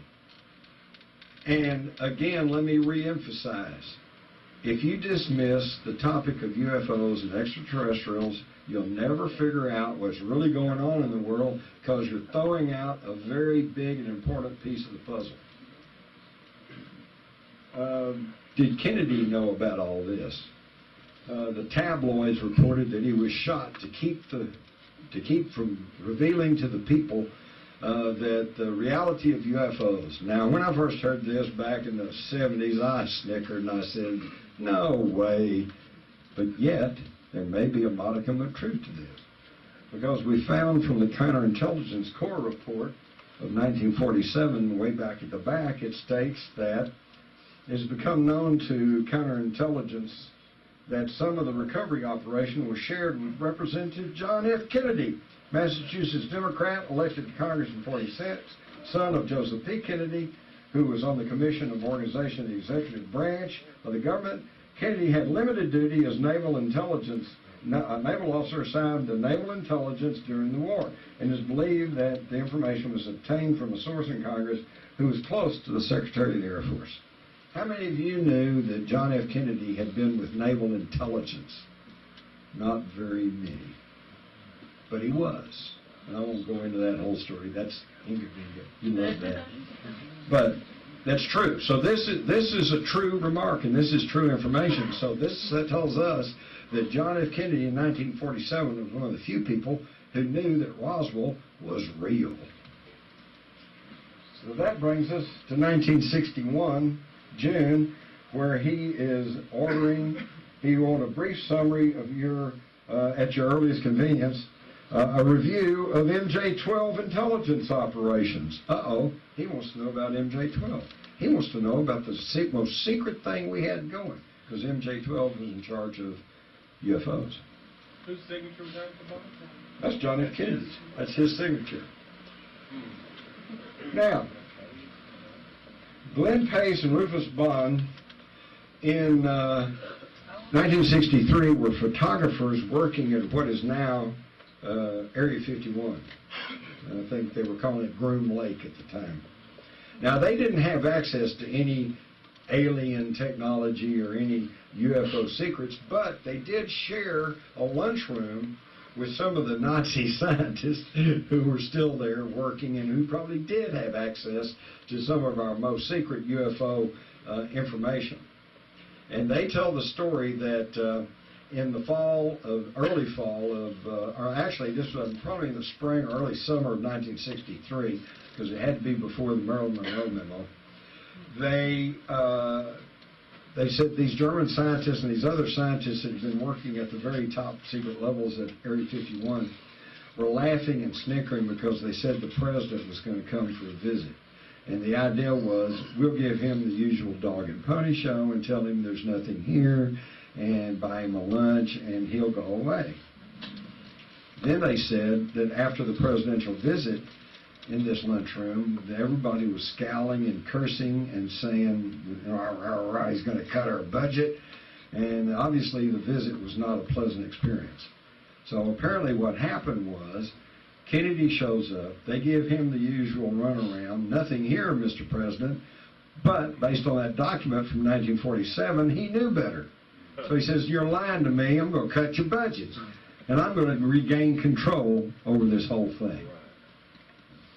So now we find that on November the 12th, less than a month before he was killed in Dallas, he issues this directive to the Director of Central Intelligence, a review of all UFO intelligence files. He said, as I was discussed with you previously, I've initiated and have instructed James Webb, who at that time was head of NASA, to develop a program with the Soviet Union in joint space and lunar exploration. And it would be very helpful if you would have the high threat cases reviewed for the purpose of identification of bona fide as opposed to classified CIA and UFO sources. It's important that we make a clear distinction between the knowns and the unknowns in the event the Soviets try to mistake our extended cooperation as a cover for intelligence gathering of their defense and space programs. Now, number one, 1963, and Kennedy was going to have joint space exploration, and he demands all the UFO files out of the CIA. He would have made it public. He was shaking it all up. And this same document that I retrieved out of the Kennedy Library shows that he has sent a memorandum to James Webb, the administrator for NASA, and he says, basically he's telling him to cooperate with the Soviet joint space exploration. Now, in 1963, most of y'all don't remember 1963, but you remember the Reagan years, the evil empire. We were still in a Cold War in the 1980s. Kennedy was trying to end it, and he was going into joint space exploration. That should have been a huge story, but nobody ever got told about this, okay? And by the way, all this has been totally confirmed by Nikita Khrushchev's son, who said, yes, he knew all about this. They were getting ready to go and end the Cold War. And if they had turned over UFO information to the White House, it would have leaked, it would have all come out. But before the month was out, Kennedy was shot in the head. Covering up LBJ's scowling face there with that article? Yeah, that's a great picture. LBJ's looking at him like, your time is coming. Okay, this is an interesting sidelight. In the mid-50s, 1954, this was 3 years before the Soviets put Sputnik in orbit. It was announced in the New York Times and various other publications. I couldn't believe this when I was researching for my book, Alien Agenda, so I went and looked it all up. It was in Time, Newsweek. They said they had just discovered 2 giant satellites orbiting the Earth at the equator. One of them was 600 miles out, one of them was 800 miles out, and they were traveling about 18,000 miles an hour. And they got the famous astronomer Clyde Tombaugh, to set up a satellite watch system. They wanted, and they was while they were publicizing this, they wanted everybody in the world to set up their telescopes and help them spot these 2 satellites that were revolving around the Earth. And then some scientists were theorizing that they could use them as a stepping stone to the moon. In other words, they launch a rocket, they land on the first satellite, launch a rocket, land on the second one, and then use that one to go on out into space and go to the moon, okay? And then all reports on this stop because they went away. Think about it, folks.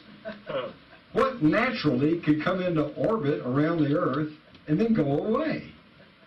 It was all there, but you don't get told about this, so it didn't happen. Dropped in the old memory hole.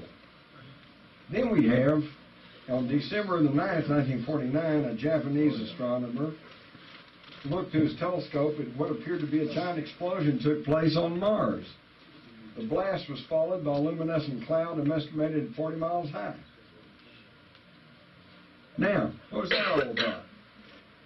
That was all about because, again, it was reported that right after we had set off the nuclear bombs in Japan, they got the bright idea of maybe we could tell what other worlds are like by shooting a nuclear bomb up to Mars and setting it off, and then we could study the cloud formations and the dust and everything else.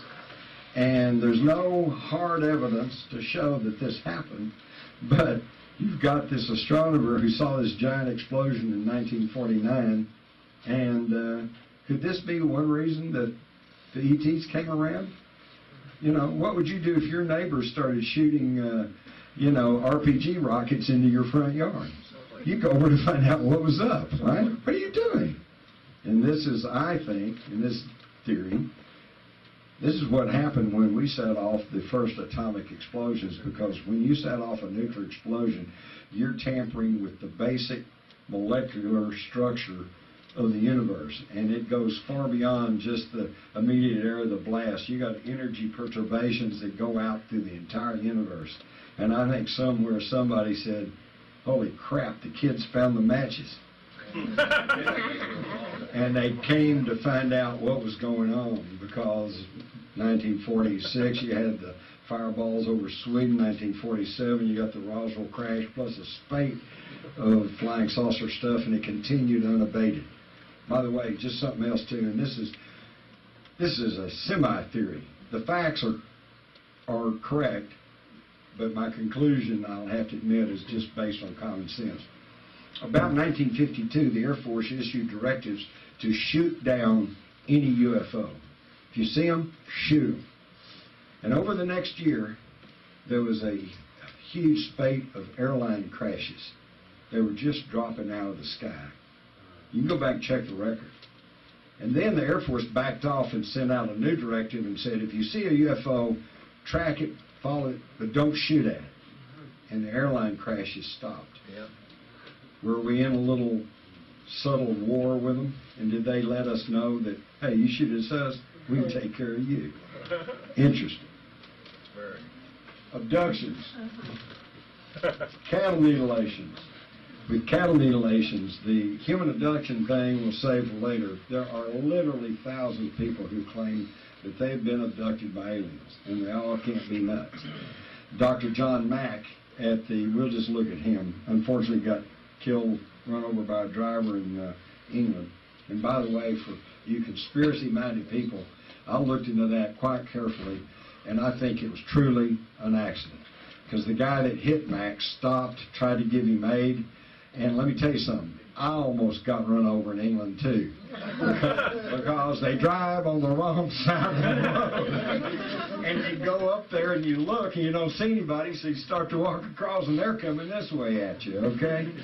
So, but it was very unfortunate, because Dr. John Mack was a very distinguished Harvard academic, and who made a very, very thorough study and concluded, based on all of his work, that these abductions were real, and that the only logical explanation was that these people had had face-to-face experiences with extraterrestrials. He got in trouble for this, of course. And they had a peer review there at Harvard, and everybody was going, oh my gosh, he's going to get kicked out. They went back and they said, we're not even going to rule on what he's talking about aliens or whatever. We're simply looking at his methodology. And what the peer review panel came to was that his methodology was solid. Well, that's about as close as you can come to saying, yeah, he's right. And it's unfortunate that we lost this thing. Cattle mutilations. Going back to the time I worked at the Star Telegram, we were having cattle mutilations all around here. And folks, they're still happening today. Still going on, but you don't read about it because the paper doesn't report on it. Typical deal. Well, yeah, it happened, but hey, that's old news. Well, who's behind it? We don't know. Well, then we don't want to run the story. And here just shows the years they've happened all over the United States and actually all over the world. They cover many countries, many years, surgical precision, only at night.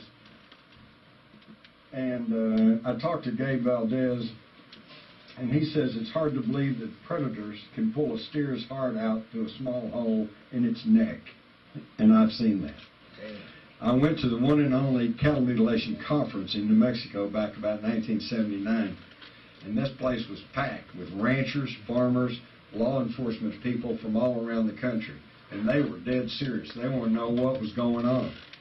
And a guy named Rommel, an FBI official, gets up before anything can be said and says, gentlemen, I'd like to tell you that we asked you not to say anything that might be used in a future court case. Well, of course, if they catch somebody, they got everything they know. And so they all admitted, they said, we've been muzzled. And that was the end of that. So they keep the lid on, and they don't tell you about all this. It's still going on. It's not getting reported on. I myself held in my hand some color slides made by Arkansas State patrolmen who had gone out to a cattle mutilation. This is simulated, just so you can see what I'm talking about.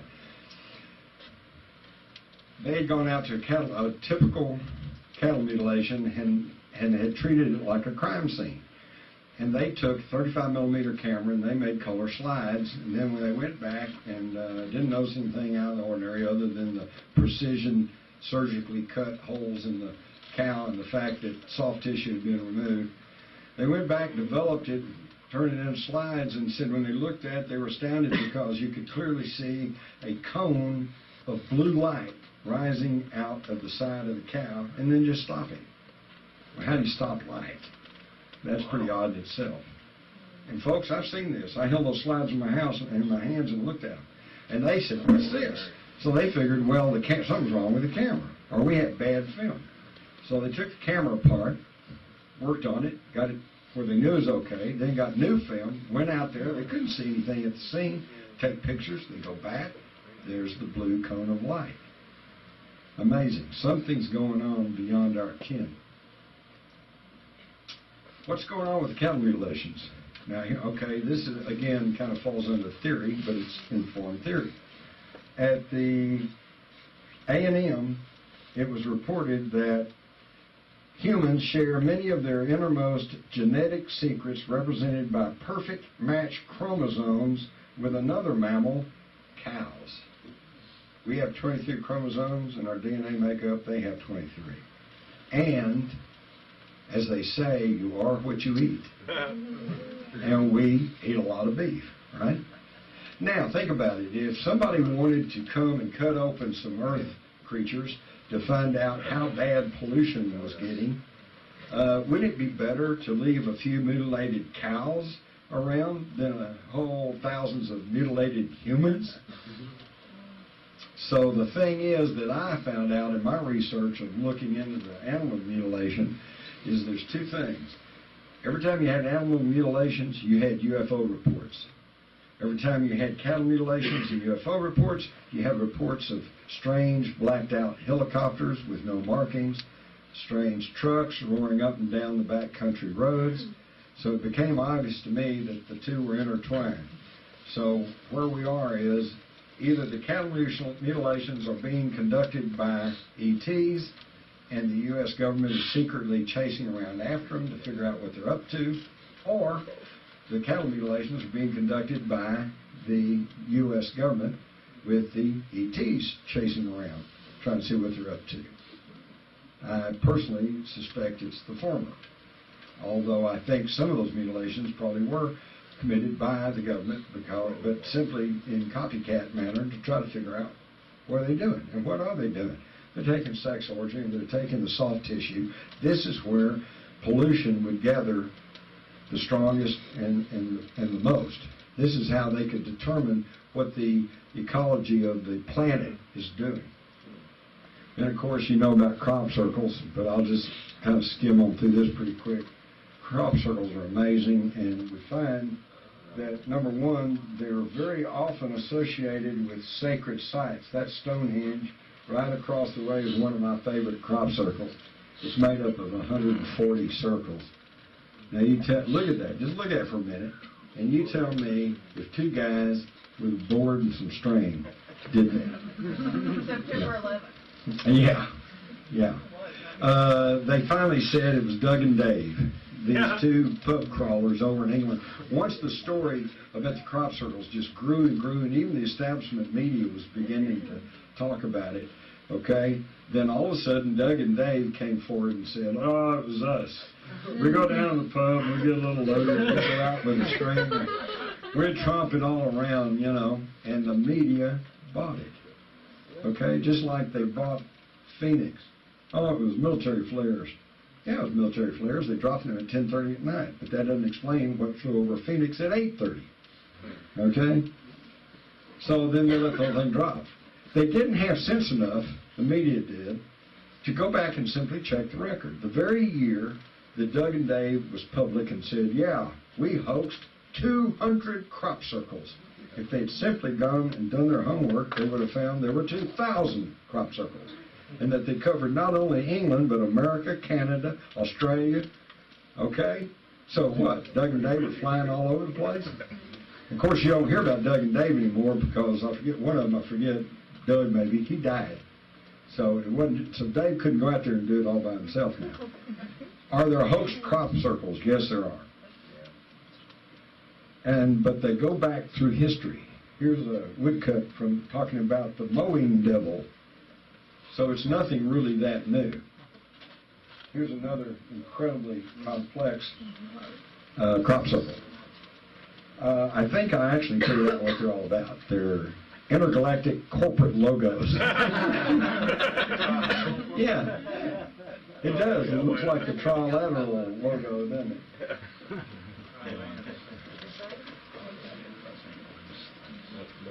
But it's easy enough to tell a legitimate crop circle from a hoax crop circle. Are there hoax crop circles? Yeah, there are. In fact, now there's groups of people over in England who get their jollies going out and trying to hoax as complicated a crop circle as they can do. But it's really simple to tell a real one from a fake one. In the fake ones, they do exactly what you'd expect. They go out with a board and a string, and they go in a circle, and they tromp down the crop, whether it's corn or whether it's grape or rapeseed, whatever. And as you would expect, the crop is mashed, the stems are broken, the leaves are stripped off, so it's easy to tell that. In a real crop circle, the plants lay down, but they don't die. They keep growing, but they will never stand up again. And they go in a swirl, and sometimes they're braided. And they're in layers, and one layer will grow clockwise, the layer on top of them will be counterclockwise. What can do that? We don't know, but certainly not anything human. And you can tell because here are normal wheat nodes, and the ones, and I've got some of these in my possession, the nodes on the crop circles are blown out, kind of like popcorn, as though they have been exposed to intense microwave energy. Same thing that happens to that popcorn in your microwave. And here we see the crop that has been bent over, but it's still living, but it just can't stand up again. This has all been thoroughly documented by Dr. Livingood. We also find that they found a Euclidean theory expressed in the crop circles that is not known to humans. Nobody had ever done that before.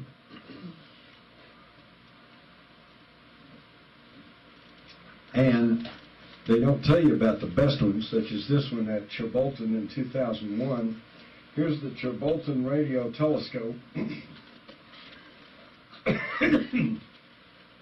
In 1974, we sent this into space, which is a binary code that tells us that here's some binary numbers. That's telling the atomic elements. This tells us, gives us in binary code the makeup of human DNA.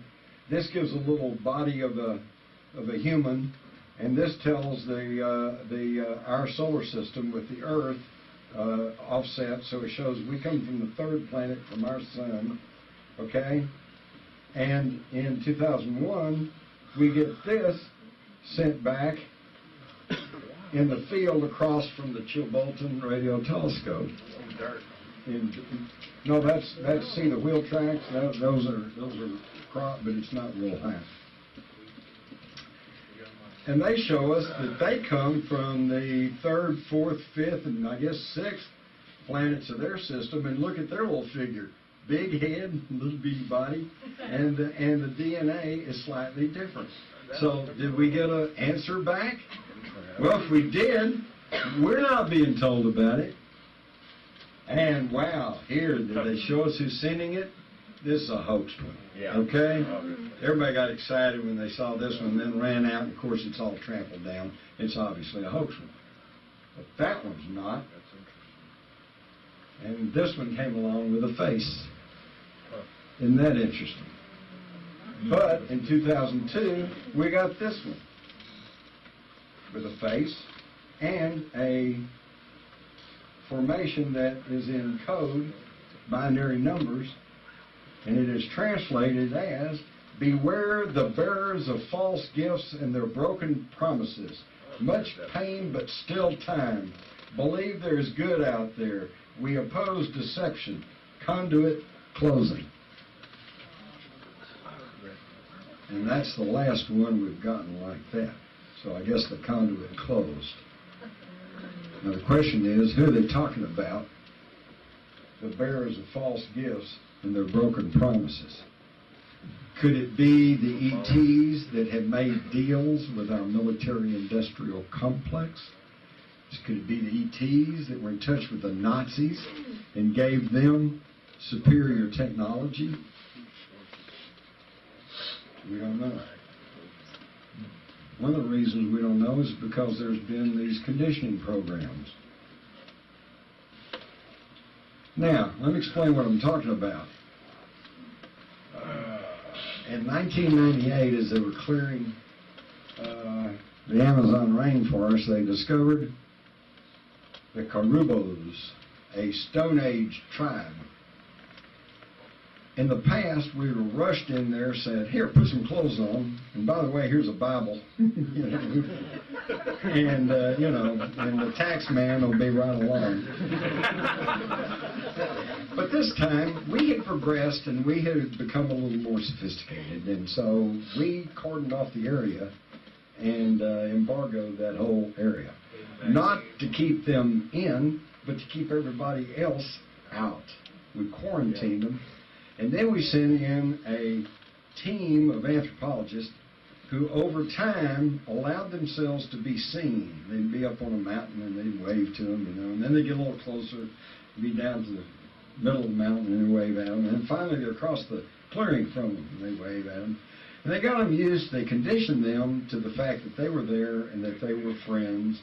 And finally they made contact. And then, and only then, the only thing they did was give them some metal knives to improve their lot in life, but not enough that would totally disrupt and destroy their culture, because we wanted to study them to find out how Stone Age people lived. Folks, I submit to you, the same thing is happening to us. They are letting themselves be seen. They are letting themselves be known.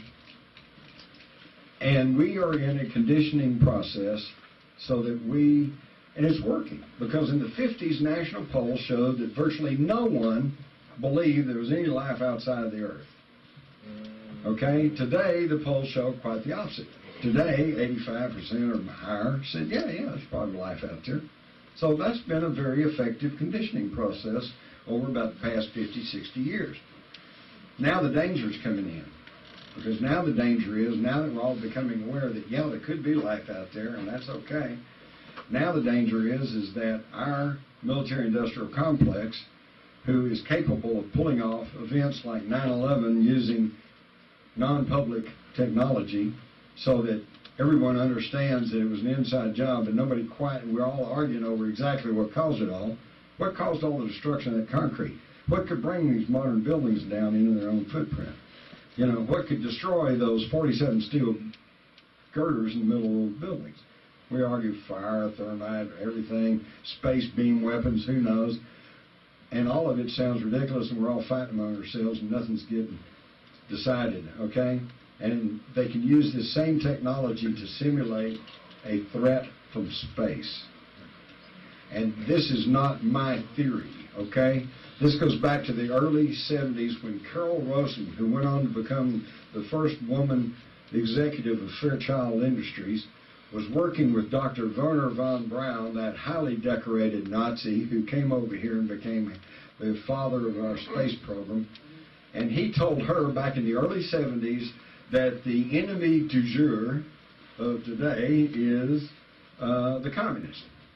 He said, but it's all a lie.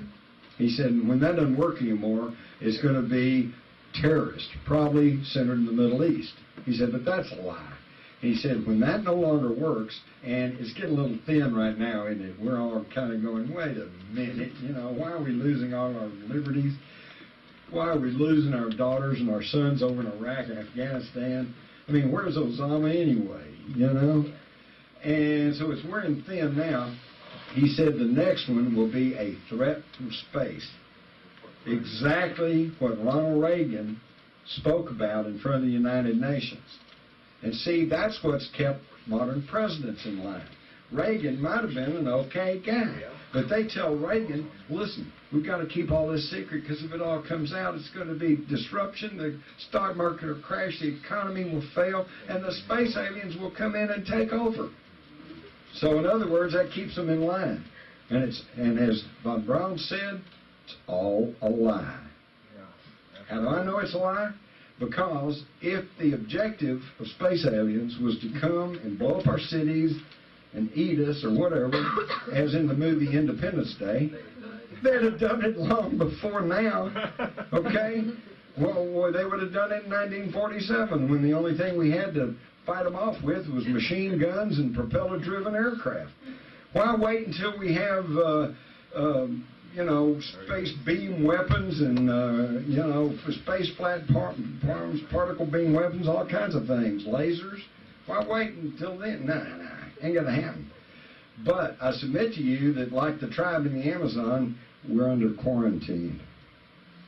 They let us go a little bit out. They let us get to the moon, but we hadn't gone back, and we hadn't gone anywhere else.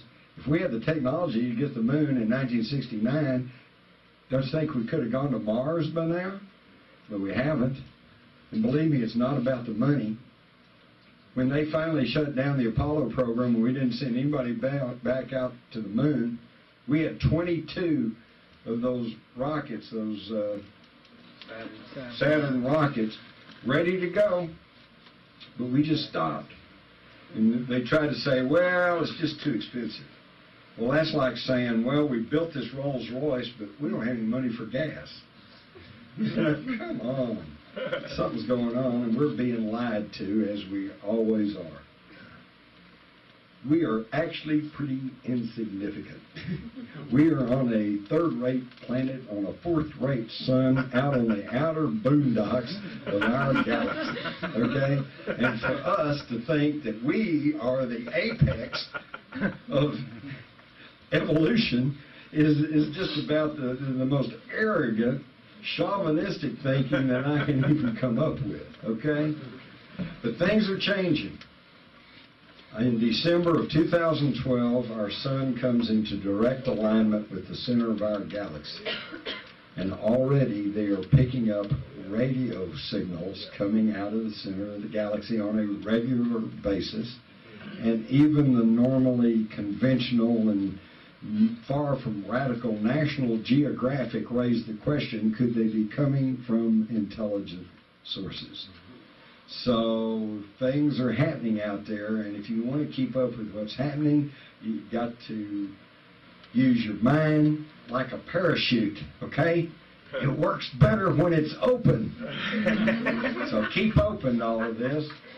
If you never entertain any thoughts about UFOs or about ETs and want to get straight facts, read my book, Alien Agenda. It's simply a journalistic account of everything we know from ancient astronauts, everything I've talked about, plus so much more, plus remote viewing. It's all in there. Viewing, And is it them or us when we see all this stuff flying in the skies? And now, those of you who've attended my other talks, we know that somebody's trying to rule us, right? Somebody's trying to rule and control the whole human population through secrecy and deceit.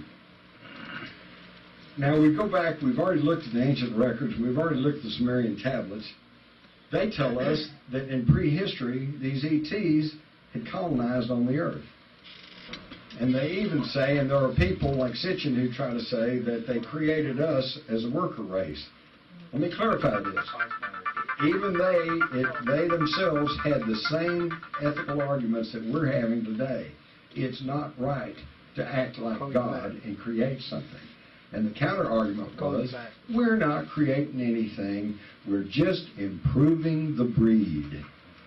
Whoa, wait a minute, isn't that what we do with cows and horses, sheep, dogs, cats? We breed them to improve the breed. And that's what they did. So don't get off in this thing saying that people are claiming that aliens created us. Nobody's trying to say that aliens created humans out of nothing. What they're saying is is that they took Neanderthal, they tweaked with his DNA, and they produced Cro-Magnon, modern man.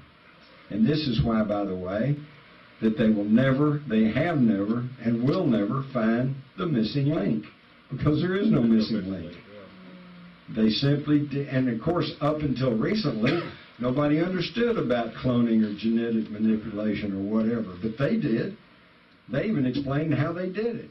In the Sumerian tablets, it said they took the egg of a earth primitive female, shall we call her Lucy, and they impregnated it with the sperm of an Anunnaki male, and then implanted the fertilized egg in the womb of a Anunnaki female.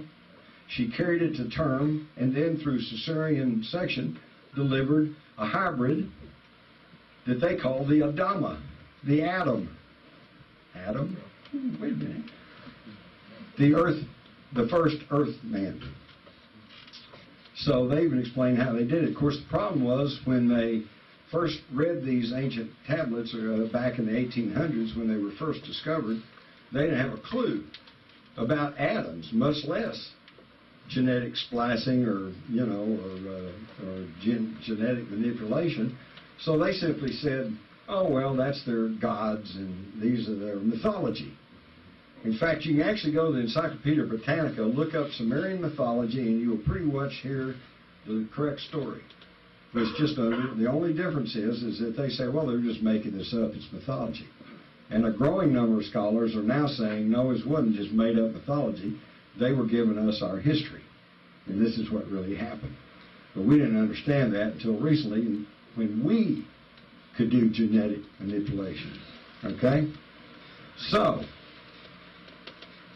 assuming these ETs were on the Earth way back then and they did all this, what happened to them? Did they all leave? Or did at least some of them stay behind? Well, how do we answer that? Real simple. We look at the historical record.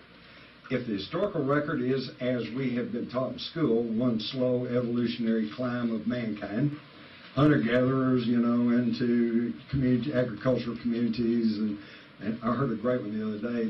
The reason that men built towns and developed agriculture was so they could make beer. And then they gathered in towns so they could be close to the brewery. Makes sense to me. Oh, hell yeah. But then on up through city-states and nations and empires, okay? But hey, that's not what the historical record shows, does it? The record speaks for itself all the way back.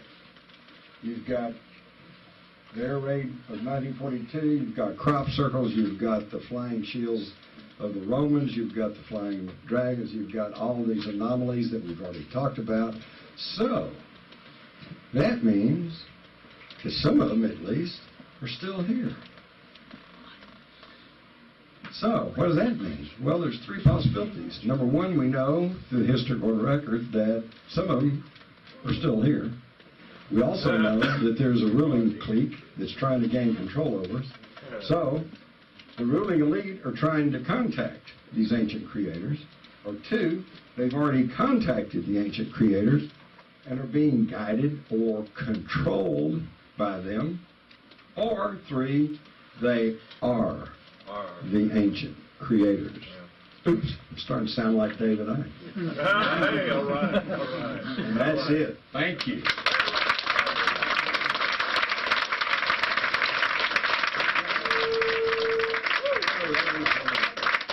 I know a lot of you have been sitting here a long time, and it's not going to bother me if you want to go move around or go find a... Oh, yeah. But I will throw it open for, if you got any questions, I will try to answer it. But be sure to shout out your question. I'm going to repeat it here so everybody can hear the question. Yes, sir. Please repeat the final slide, the three possibilities. Yeah, there they are. He said we repeat the three possibilities. If you assume that the ancient Sumerian tablets are correct, and these ETs colonized the earth way back there, probably setting up a worldwide, highly technological civilization, which for some reason, either through war or natural disasters, collapsed and left us with just vague memories of, for example, Atlantis. You know, everybody talks about Atlantis, and there's all these questions about Atlantis. Oh, it was an island in the Atlantic. No, it was the island of Santorini. No, it was the island of Cyprus. No, it was Antarctica before the pole shift. Okay, I submit to you, I suspect the truthful answer is yes, all of the above. We have these pyramids on the Giza Plateau. We have pyramids in China. We have pyramids in Eastern Europe. We have pyramids in South America, Central America. I think that at one point there was a worldwide, highly technological civilization which fell apart, again, either due to war and or natural disasters. And so what we're left with, along with these anomalies, is bits and pieces that we're sifting through thousands of years later and trying to figure out what does all this mean. But if they were here then it appears they're still here, or at least remnants of them. And the thing that worries me is that if they are in connection with the world's ruling elite, and the reason that I don't think the world's ruling elite is really, I don't put them under the classification of good guys, simply because look at their track record. Just over the last 100 years, 2 world wars, depressions, starvation, still going on, pollution, the creation of deadly diseases, dissemination of these diseases. Are all of y'all aware that we may have narrowly missed a pandemic of avian flu thanks to some alert checks who decided to check the Baxter flu vaccine, which had been adulterated with the deadly avian flu and sent to 18 countries. Yeah, and what have we been warned about by our national leaders? Well, it's not if, but when we're going to have this national pandemic. And what is the game plan of the ruling elite? To cull the human population. And look what they're doing to the environment. Look what they're doing to the oceans. Look at what they're doing to our air. Is this the work of humans that care about the earth or about their fellow humans? I submit to you, no. Is it being done by aliens? I'm not saying that. But I'm saying here, if they're still here, then they're either working to contact the ancient ETs, or they're already in contact with them and are being guided or controlled by them, or they are. You ever seen old film footage of John D. Rockefeller singing like some old gospel? I mean, that is a gray. And he's got little brown sweat. Yeah. I don't know. I'm not going that far, but you never know. I think it would probably behoove you, Jim, to write a book about zero-point energy. But my question is, are you aware that the element bismuth is vital towards above unity devices? Y'all know what an above unity device is. It means that it puts out more energy than what you put into it. Okay. What he's saying is, number one, that I should write something about 0-point energy. Well, number one, read The Rise of the Fourth Reich. Yeah. 0-point energy is in there, and what he's touching on here is the propulsion system of UFOs. They do not travel by jet, okay? Yeah. They operate through energy fields, yeah. Okay? We all know the story. When the UFO comes over, the car stops. And when the UFO goes away, the car starts again. But nobody ever says, yeah, turn on the ignition, and the car started back up. When the energy field comes over, if you can control gravity, you can control time. Yeah. And when you get in this energy field, those pistons freeze and lock up and stop. That's the end of that. And then when the field goes away, they go back to pounding. Okay? That explains that. It also, explains missing time. Yeah. All right? The guy says, I saw a UFO at 6 o'clock, and I drove home, and I didn't get home until 7 o'clock, but it's only 10 minutes to my house. Missing time. When he's in the energy field, time has stopped for him. Now think about that on your way home. ETs and or ruling elites who can manipulate time. Yeah. Okay? And if you know for sure what's going to happen in the near future, think what kind of edge that gives you. Okay? Yes, ma'am. Isn't it probably distinction between 2 and 3 where the elite have the most of the Anunnaki blood and they that are married all these years so they can keep Okay, their she wants to know, bloodline? in number 2, if they're already contacted, isn't there something to do then with the bloodline? Very astute. Absolutely. Every ruling elite back through the history of mankind has been concerned with the bloodline. Back to the ancient Sumerians, to the Babylonians, the Assyrians, the Phoenicians, the Babylonians, the Egyptians, to the Caesars, to the royalty of Europe, and even now over into this country. You all are aware, aren't you, that Barack Hussein Obama is a cousin to Dick Cheney? Yeah, absolutely. Yes. Yeah, they're all That is not theory. That was pointed out by Dick Cheney's wife, Lynn. Okay? And that means then the Cheneys are somehow distantly related to the Bushes. The Bushes are directly related to John Kerry and to Al Gore, which means that the Gores and the Kerrys and the Bushes are all blood relations to the Windsors, the ruling family of England. Again, that's not conspiracy theory, that's conspiracy fact. And in fact, almost all but a handful of U.S. presidents have all been some way related. So in other words, right on down to the Nazis, everybody is concerned with the bloodline. Who's your daddy? Okay? And why is that? I submit to you because it goes back to what the Sumerian tablets talk about when kingship was brought to the humans. They decided they had a problem. They didn't want to dirty their hands with messing with the humans. So they take these hybrids that they were creating, and they would make them the leaders, the kings, the overseers. They'd give them the orders, and the overseers would see that the human workers did what they were told. And this has become racial memory and has traveled all the way down till today when they say, if you're of the bloodline, then you are fit to rule. And so now we see why Barack Obama was picked out of nowhere, and probably, by all accounts, not even an American citizen, and built up, created. Who paid his way to Harvard? Anybody know? And why can't we see his school records? That thing gets me. I mean, if you go to work for any corporation, they want to see your transcripts, right? They want to see everything. They want to see everything, and you show it to them. I'll show mine. I'll show you my transcripts. I wasn't that good a student, but I graduated. Okay, and I'll show you my birth certificate. Okay, we can't see his birth certificate. We can't see his school records. Why school records? Because he's probably here as a foreign exchange student. Right. Okay. Now, why is this important? When you go talk to your Obama friends, and they're going to go, well, he was elected, who cares, you know? Let me tell you why it matters. It has nothing to do with Barack Obama. It has nothing to do with race. It has nothing to do with religion. It has to do with law. Are we a nation of law, or are we a lawless nation? A lawless nation is at the whims of whoever gets in control.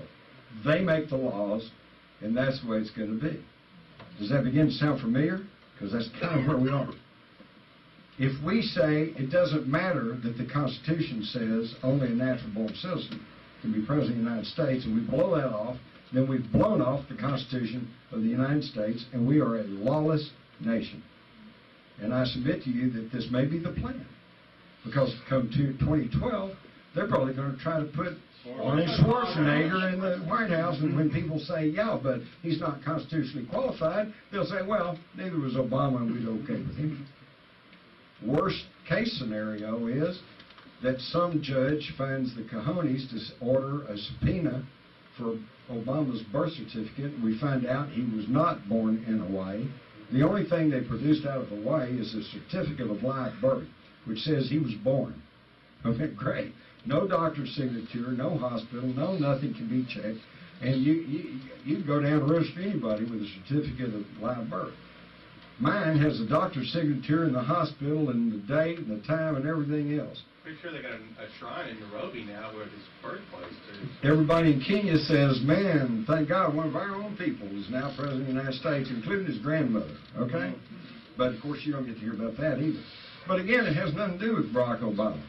The danger comes is if they, at some point, a year down the road or whatever, that they say, some judge issues a subpoena, we find out indeed he was born in Kenya, then the whole thing blows up, and where are we? Every decision he's made, every legislation that's passed, every law that's passed becomes null and void. Every bailout he passed. Everything. It's all by the boards because it's all illegal and unconstitutional. Okay, again, are we a nation of law or are we a lawless nation? And then the real danger comes because then they're going to say, we need a constitutional convention. And we need to change, revise the Constitution. You already hear this already. Are you aware we're only 3 states away from a constitutional convention? Yes, sir. Okay, 3 states, if they say we want one, we get one. And when you convene a constitutional convention, there is nothing to restrict them to only one item in the Constitution. They can change the whole thing. Now think about it a minute, folks. Just use your head. Every lobbyist, every corporate bagman will be there. It will turn into a circus. The Second Amendment will no longer say the right of the people to bear arms shall not be infringed. It will be the right to bear arms is centered within the police agencies and the military. All right? They'll change up everything in the Constitution, and everything that you grew up with in this country will be gone. That's why it's important.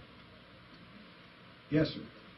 Yeah, do you think the founding generation might have been clued into some of this in that they were trying to break away from it? Yes. The kingship, the bloodlines, all that BS, they were sort of trying to say, hey, we don't want this. Okay. But the question is, was the founding generations possibly aware of this kingship, this royalty, this bloodline? And the answer is very definitely yes. Okay? They may not have had the same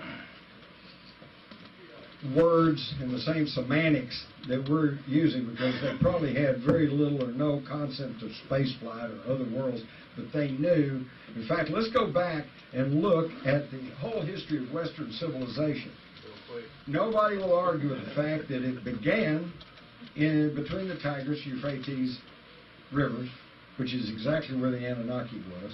Then it spread northward into the Caucasus mountain regions and into what's now eastern Russia, and then into western Europe, and then it moved south concurrently into Palestine, and then into Egypt, then into Greece, and then to Rome, and then to Western Europe, and then it went to the British Isles, and then when all that's filled up, they discovered America, they came over and they filled up the east coast of the United States, and during the 1800s, it was one western migration, they all moved and filled up the whole North American continent.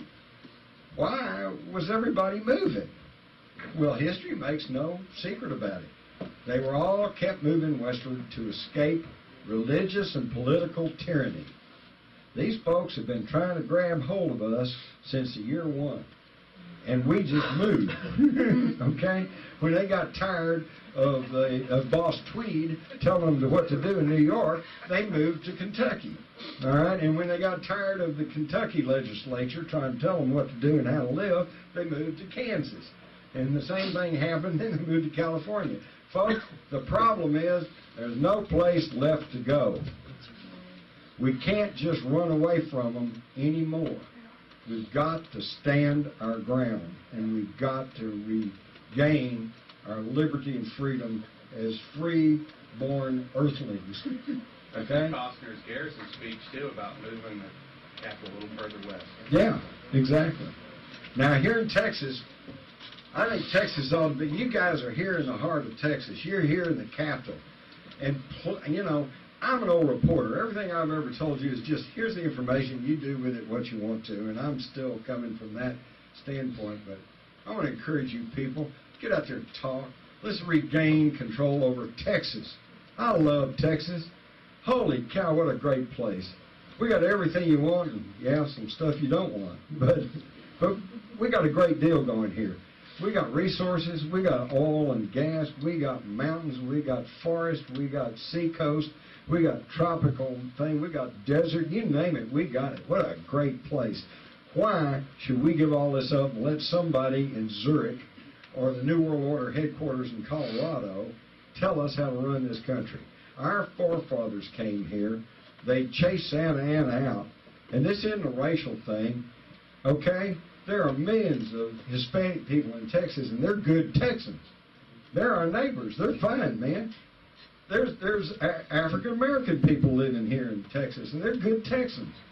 And their ancestors, it was their blood and sweat that built the place, okay? And there's been injustices in the past, but we've hopefully gotten over that. Let's just start working together. And let's throw out the carpetbaggers and the people who would want to tyrannize us. And I'll tell you, a good starting place is, for God's sakes, never let them take your weapons. It's the only thing that's kept us as free as we are. And the Founding Fathers knew this. Just go read the Federalist Papers. When they said the right of the public to bear arms had nothing to do with hunting or sportsmanship or target shooting, they were very explicit. They said this is what a free man must have the right to overthrow a tyrannical government. And ours, I hate to say it, is getting tyrannical. When they tell you can't grow a garden, when they tell you have to take a shot and a vaccination, which is proven to be dangerous at best, when they tell you you have to do this and you have to do that, that's tyranny. Okay? I don't care if it's a church or a political party or a government spokesman. When somebody tells you you can do this or you must do this and you cannot do that, that's tyranny. And we've got to resist it. And you guys are right here. A lot of you are younger folks. You're going to have to take up the banner. You're going to have to keep going, man. I'm getting old and worn out. All I'm trying to do is tell you what's going on, and then you guys have to figure out what to do about it. And let me tell you, but let me add one thing. Try to avoid violence, okay? Don't throw rocks. Don't throw Molotov cocktails. That's what they want. That's what they're looking for. If they can goad you into violence, or better yet, their usual trick is to run in agents provocateur who are going to say, hey, let's break that window, you know. If you're out at some demonstration, somebody starts to do something unlawful or violent, grab them, turn them over to a cop, haul them off, get them the heck out of there, because this is exactly what they want so they can instill martial law. They probably and are then come take you. Huh? They probably are a cop. Yeah. Yeah. Most of the time they are. You ever seen those pictures where the demonstrator that they arrested out of Canada, Oh, yeah. and he's wearing the same combat boots You as the shall cop. know them by their combat boots. Exactly. Back here. How do you suggest when they do come for our guns to defend ourselves? Well, number one, don't let it get to the point of them coming for your guns. Right. When you see legislation coming up like this Holt bill, get a hold of your representatives and tell them in no uncertain terms, firmly but politely, if you vote for this bill, I will work 24/7. I will do everything I can do to see you're defeated and put out of office. And if enough people would call them and tell them that, they are just chicken enough, and they are so jealous of guarding their positions, they will back down. So hopefully it won't get to that. All right, but then if they just keep going and they're coming for your guns, then band together and fight them off. Alexander Solzhenitsyn, okay, writing about the Gulag in Russia, made the comment, and I'm paraphrasing, but he said we'd sit around in the Gulag and we'd bemoan the fact that if at a certain point, when they came for people in the middle of the night and crashed down, knocked down the door, and were taking people, if we'd gathered up shovels and axe handles and tie rods or whatever and gone out there and killed them in the hallway, they would have hesitated to come around and take our neighbors, and we could have stopped it right there. He said, but we didn't. We always said, well, I'm not violating any law. I'm okay. And gee, they took my neighbor, but hey, maybe they won't come for me. And of course, when they come for you, there's nobody left to stand up. Now, I don't want it to get to that. That's why I'm trying to get you people to get off your tails right now and do something about it before it gets to that. But if it gets to that, you got to stop them in the hallways. Don't wait until they take you to camp, because then your chances of stopping it are zip to none. There's a lot of excitement and energy around all this sovereignty movement stuff going on in these states. And our Governor, Pontius Perry, even has... I'm going to steal that. He didn't want to get that one. I'm going to steal that. Well, even he supposedly has been coming on board with the excitement and the energy of this sovereignty movement. And what you're saying right here is my fear is that it's going to get flipped on us. Right. That's a good fear. It's all bullshit. They're going to get feared. Remember when they beat you up and arrest you for wearing a peace sign? And now little kids run around with peace signs. They co-opted it, okay? And they're going to do the same thing with this, with the sovereignty thing, you know. Well, to protect your sovereignty, vote for this anti-gun bill, you know. Organic. We're all going to, green, this environmental thing. My God, most of you people probably been in on the green movement since it was, before it was the green movement. But you know how they're turning that around. Now it's, you got to do this, you got to do that, you can't do this, you can't do that. And it's all to protect the environment. Okay? No, it's all It used to be to protect the kids. They always got some excuse. Aren't the states sovereign already? The states are sovereign, but we got to regain it. Wouldn't this be like an opportunity for them to turn it against us, that, like he's saying right there, just by putting it up for vote, it's out, and they vote it down like they did in New Hampshire, and then flip it right there. Yeah, you've got to be on top of this. Look at California. The majority of voters voted to legalize medical marijuana. And within a month, the feds were busting the marijuana outlets because they said, well, that was for state law. This is federal law. Well, excuse me, where does it all start? It starts here. Let me tell you what you need to do. You need to do like a county sheriff did up in, I think, Idaho. He sent a public notice out and said any officer of the federal government that violates the Constitution of the United States, his deputies were going to be out and escort them to the county line because they were no longer welcome in that county. This is the kind of standing tall that we've got to start exercising.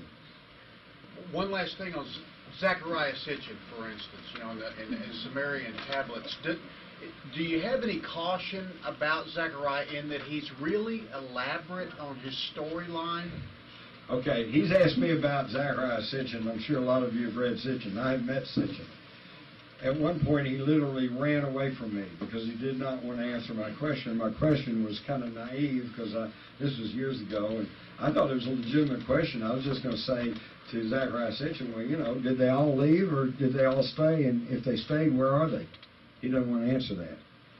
I'm only going to say this. Read Sitchin, take it as input, but don't take that as the final word.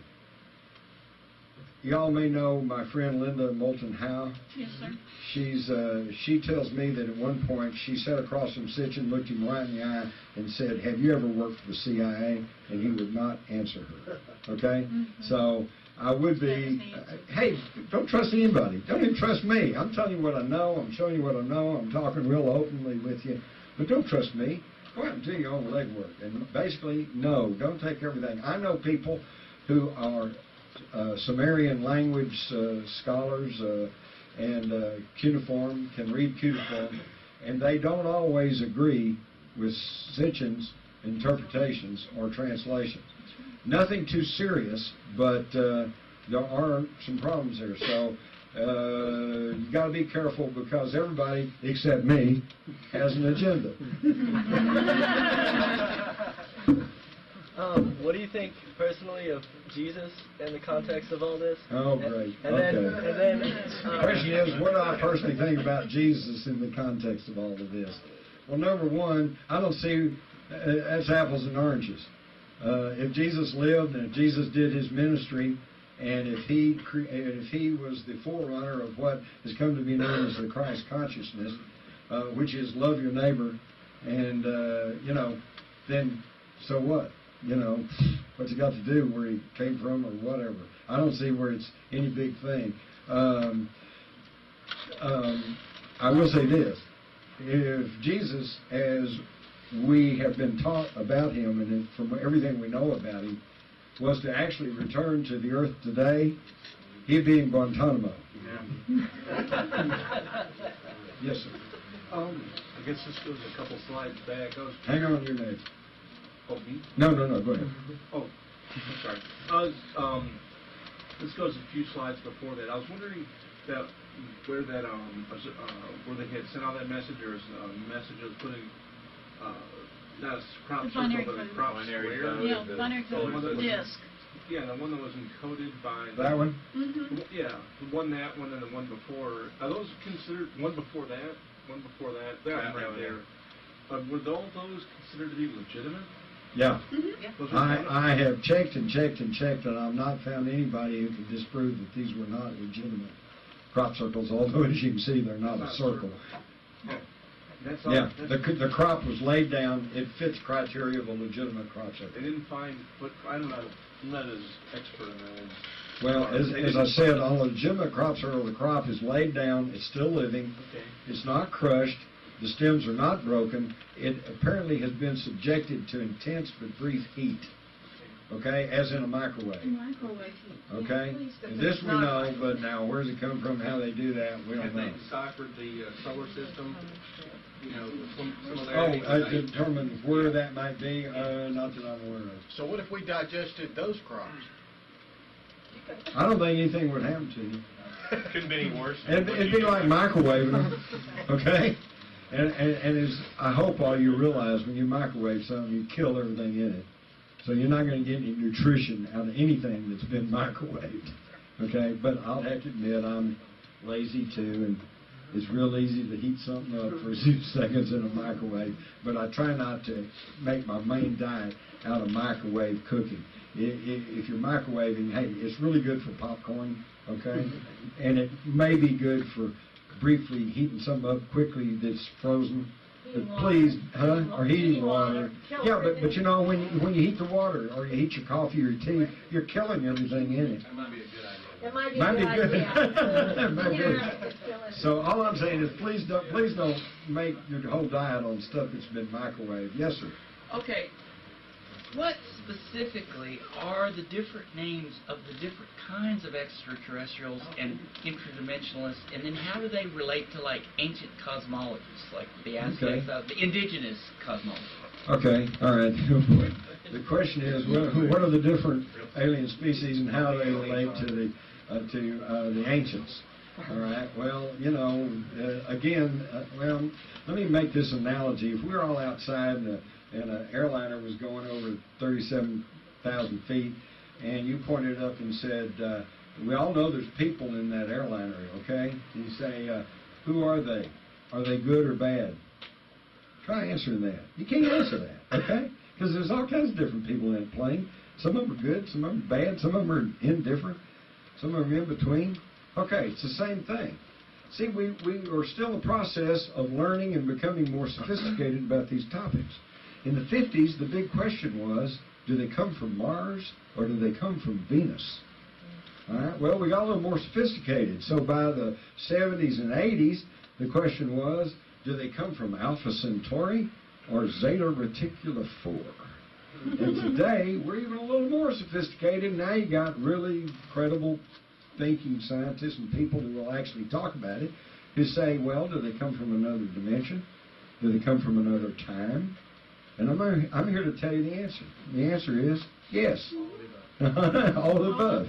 Okay, we're dealing with various groups. Some of them have their own imperatives, which may not be, conducive to the best interest of the humans. But as I said before, obviously, overt hostility is not one of them. You may have some that have a little more benign interest in humans. But I think, and now this is my personal theory, that there is something akin to the Star Trek concept of the prime directive, which is that just like with the tribe in the rainforest, we didn't, as we would have in the past, go in and slaughter them all or give them diseased blankets or Bibles or something. We're a little more sophisticated, and we're going to study them. We're going to find out, how that works. And so I think we have gained in sophistication and knowledge, and I think that now we understand that it's not right to interfere with the natural evolution of a species. And I think that if they are advanced enough from us to have, this space travel, intergalactic space travel, faster than light technology, then they're probably advanced enough to understand that it's not proper to meddle or to interfere with the natural evolution of a species. Now, whether that's a law, as we understand a law, in that if you violate it, the cops will come get you, I don't know. It may be more of just an agreement that everybody of good heart agrees that we're not going to do that, okay? But then that leaves open the question, then why do we have things like Roswell, you know? Was that truly an accident? Or was that a surreptitious event to allow us to obtain advanced technology? Well, gee, you can't get us for breaking the prime directive. It was an accident. Our ship crashed, you know? That'll give you something to think about. There's all kinds of ramifications to this. Dave? Yeah, Jim, the pyramids on Mars during the alignment in 3. Mm-hmm. Okay, in just like on the Giza Plateau? Right. Okay, pyramids in the Giza Plateau, pyramids in Mesoamerica are aligned like that, often for the solstice, the middle pyramid, the sun will go directly over the solstice, winter and summer.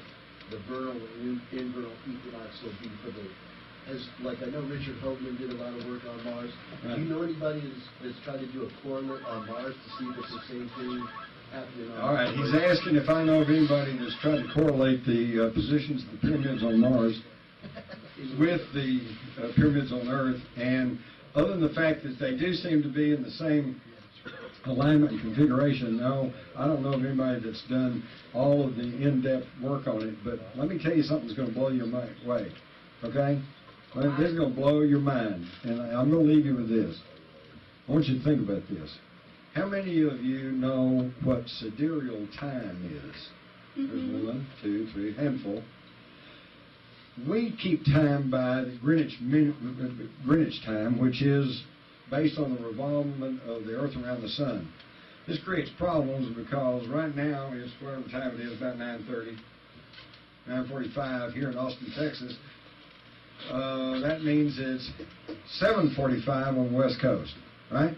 And I have problems with this all the time. That means it's 10:45 on the East Coast because we have this different time because it's based on the movement of the sun across the Earth. All right? That's the time we keep. But the ancient sailors and astrophysicists and astrologers, they have a need for a more constant time, a time that is not based on the revolvement of the Earth around the sun. So they came up with sidereal time, which is based on the positions of the constellations, okay? Because the constellations never change. Now, the sidereal time is broken into 24-hour segments, just like our time. So now I hope you understand sidereal time. We all know about the Kennedy curse. Joseph Kennedy Jr. was killed when his plane blew up off the coast of England in 1944. John F. Kennedy was killed by gunfire in Dallas in 1963. Robert Kennedy was killed in an assassination in Los Angeles in 1968. And JFK Jr. died in a plane crash in 1999. Now, they already talked about the Kennedy curse, and it seems odd that these 4 members of the same family would all meet untimely ends. You know, that kind of stretches coincidence to a really fine point. But what if I told you that all 4 of those Kennedys all died within the same hour? They all died within the 16th sidereal hour. So when you take 4 members of the same family and they all died unnatural deaths, that's bad enough. But when you said they all died unnatural deaths within the same hour, that the odds of that are incalculable. So what am I telling you? I'm telling you that somewhere, somehow, somebody planned it that way. And be thinking about that. Because of their Kennedy and Fitzgerald bloodlines? The fact that I already showed you how he was fixing to break open UFOs. He was going to stop the Vietnam War. He was trying to shut down the Federal Reserve System. He was doing everything in the world to oppose these fascist, globalist Nazis who are trying to take over the world. But Senior Joe would have been grooming Junior Joe for president. Because he's firstborn. Right. George Bush is not the sharpest bush in the drawer, but Right. he's firstborn. But remember what I told you? If they can negate gravity, they can alter time, and they might be able to look through time. What if somebody was able to look through time and realize that Joseph Jr. would have been an even more effective president than JFK? Can't let him get in there. So he goes on a mission, his plane blows up. Schwarzenegger took their women folk and got their bloodline, but He married into it, yeah. So is Ted Kennedy like a genetic defect in the family? Well, no, let me tell you something. Nobody remembers this, but in the summer of 1964, less than a year after his brother got killed in Dallas, Ted Kennedy was in a near-fatal plane crash, and he narrowly escaped with his life. And by the way, that occurred within the 16th sidereal hour. Yeah. No, he lucked out. He lucked out and escaped the plan and probably knows it. And that's why he hasn't been anything but a drunken blowhard ever since. All right, that's it. Thank you. Anybody wants to get over the agenda, I'll sign the book up here. Yeah, please support Brave New Books. They've got all his books here. It doesn't have to be Alien the Agenda. He'll sign any of them. And please frequent this. And if you have any ideas for meetings that you'd like this room, please say something to Harlan. I'm sure he'd love to have you. And again, Monday at 3 p.m. in room E1.012. We need you there. If you go a little early, Judith McGarry will be there with some information, and you can go and actually visit these guys in their offices and put a little polite pressure on them before the actual hearing. But we'd love to have you. What is the building that we're going to? It's the Capitol extension where it goes underground and goes north from the dome. It's where they do the real business of the state government now. So, love to have you there. We need you. Big Brother, mainstream media, government cover-ups. You want answers? Well, so does he.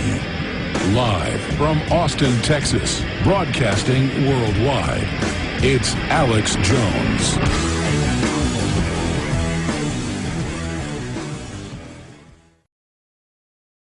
Now, I don't know if this Jared Lee Loeffner, who from his own Facebook photos looks like a complete demon, I don't know if this guy's under mind control or not, but we know that Sirhan was, that's even the London Independent and London Guardian, here's the headlines right here, was Robert Kennedy killed by a real Manchurian Candidate-style assassin? That's what the L.A. Police Department thinks. London Guardian, new evidence challenges official picture of Kennedy's shooting. Same thing. So that's all come out on that front. Sirhan, Mark David Chapman, John Hinckley Jr. We're going to be talking about that coming up with Jim Mars in about 40 minutes, as I said. By the way, the reason a lot of that mind control questions are there is, and we can punch this up on screen, we're not just a radio show, we're also streaming video of everything we're talking about at prisonplanet.tv if you want to go over and actually watch it. Here's a screenshot from his YouTube channel. It hasn't been taken down yet. His MySpace was, but we were able to copy that.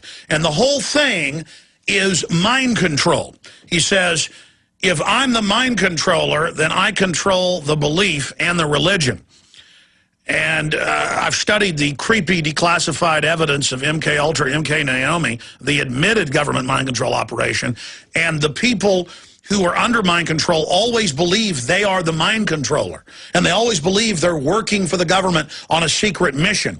Well, it turns out he told people months ago he was on a secret mission for the government. We have sworn affidavits from Terry Nichols and others, that McVeigh told the guards and others at every prison he was at that he'd been on a secret mission for the government. And then we were able to get FBI documents via FOIA lawsuits, and it turned out he was working for the government. Kind of like Fox News reported 3 months ago, Anwar al-Awlaki, number 3 in al-Qaeda on 9/11, number 1 in operations under bin Laden today, secretly meeting at the Pentagon 2 months after 9/11 with the Army, top brass, including the Secretary of the Army. Oh, he ran the Fort Hood shooter, who was also a psychiatrist and wrote about mind control. He ran the underwear bomber that witnesses saw last Christmas, the Christmas before last, a little over a year ago, looking drugged and disheveled, being put on the plane without a passport. Later, that was confirmed. Detroit Free Press, Associated Press, 2 months after our witnesses on this show, listeners of this broadcast, Kurt Haskell and his wife, both lawyers, witnessed the whole thing. And the FBI said it wasn't true, and 2 months later, the Undersecretary of State, Mr. Kennedy, came out and said, yes, we were ordered to get him on the plane by an unnamed intelligence agency. AP, boom, in your face. Boom, who's running him? A CIA asset, Anwar al-Awlaki. Boom. Okay, so for anybody living in denial about this, this is the facts, and I'm going to walk through all of it. But the establishment didn't waste any time. Within hours, they were on his Facebook, on his MySpace, on his YouTube, and I have watched all the videos on there. I spent all my time yesterday, hours and hours today, deeply researching it. I checked the millions of comments on Infowars.com, PrisonPlanet.com, nothing from him, nothing on the web associated with us, Ron Paul, anybody. And so what does the Southern Poverty Law Center do with Mr. Potok? He blames Ayn Rand, the Fountainhead author. We got this clip coming up, and David Icke, can't even get his name right, calls him David Icke, calls him a right-winger. If David Icke doesn't believe in the left-right paradigm, but if he was anything, you'd call him a New Age leftist, though he wouldn't like that term. That's the closest mainline label. I mean, the guy's all into higher consciousness, basically Buddhism and total nonviolence. I mean, now they're getting kind of, you know, guys, a guy that covers UFOs and stuff, blaming it on him, who calls for total nonviolence. I mean, we're going to get David on this week to respond to it. I mean, this is crazy. I'm just glad they're not blaming yours truly. Remember back in 2009, Richard Poplawski, his mother was kicking him out of the house. He had 2 pit bulls urinating all over the floor. He just got out of the Marine Corps. He was drunk in the early morning hours. He refused to get rid of the dogs. His mother tried to kick him out. He threw a fit, shot 3 cops when they got there. Within hours, the news said he did it because of me. And then we actually got, the contents were made public of his internet. He was visiting CNN, Fox, and he was all over my website attacking me because I'm against violence. And he was a white supremacist. But they blame, and I forced a retraction in 5 newspapers. But within 2 hours of those cops being dead, they tried to blame yours truly. I mean, I'm the one being death threatened by the white supremacists. Go on the internet. It's everywhere. I'm sick of it. And you know why, don't you? Because we forced it out in the news, and then it came out in the Orlando newspaper 3 years ago that the FBI was creating and running the white supremacist groups and having marches through black and Hispanic neighborhoods. We forced it out that Hal Turner was an FBI national security asset. That's now come out in federal court. That talk show host who attacked me every day and sent people after me trying to get folks who do violent things. They don't like it because I know they work for the feds. We have the lawyers on, like Jesse Trenadu, who sued and got the documents that the Southern Poverty Law Center was running Elohim City that McVeigh was at. Not infiltrating it, running it. They set this stuff up, and that's why they're after me. And they're very dangerous. Very, very, very dangerous people. Okay? And that's why the white supremacists are after yours truly, because I know who they're working for. They go out and find mentally ill, insane, violent people, and they try to get them to go out and do violent things so they can use that to crack down on everybody's free speech, everybody's Second Amendment. Just like it's come out, what was it, New York Times, Washington Post. I just covered it again Friday. It was in Salon, headline, Martinez, he was the latest bomber they were going to have in Maryland. Couldn't cook bomb, couldn't get anything ready. The FBI recruited him, tried to help him make it. They go out and find mentally ill prison convicts and people, and if they're Mexican, they try to make them Muslims, or if they're black, they try to make them Muslims, or if they're Hispanic, they try to make them Muslims. If they're white, they try to make them white supremacist. And that's what the prisons are. We have the biggest prison population in the world. And in the prisons, you got the white supremacist wing, you got the Mexican supremacist wing, you got the black supremacist wing, and that's the end of it. And that's, the government actually fosters that and puts you in your wing, and then they're giant colleges of how to be an extremist dirtbag. And then they get out of prison, and the FBI and the Southern Poverty Law Center and all these groups are there to handle them and manipulate them and control them. Now, this guy fits the bill. And we've got an incredible photo of him up at Infowars.com from his Facebook, and we'll put it up on screen when we come back from break. But it's the top photo on our article, and it's updated. Arizona assassin obsessed with mind control. Obsessed with mind control. And again, the article is up on the Drudge Report. It's one of the top stories up on the Drudge Report. He's linked to our report. Arizona assassin obsessed with mind control. And then we have links to the congressional hearings admitting the CIA does have mind control.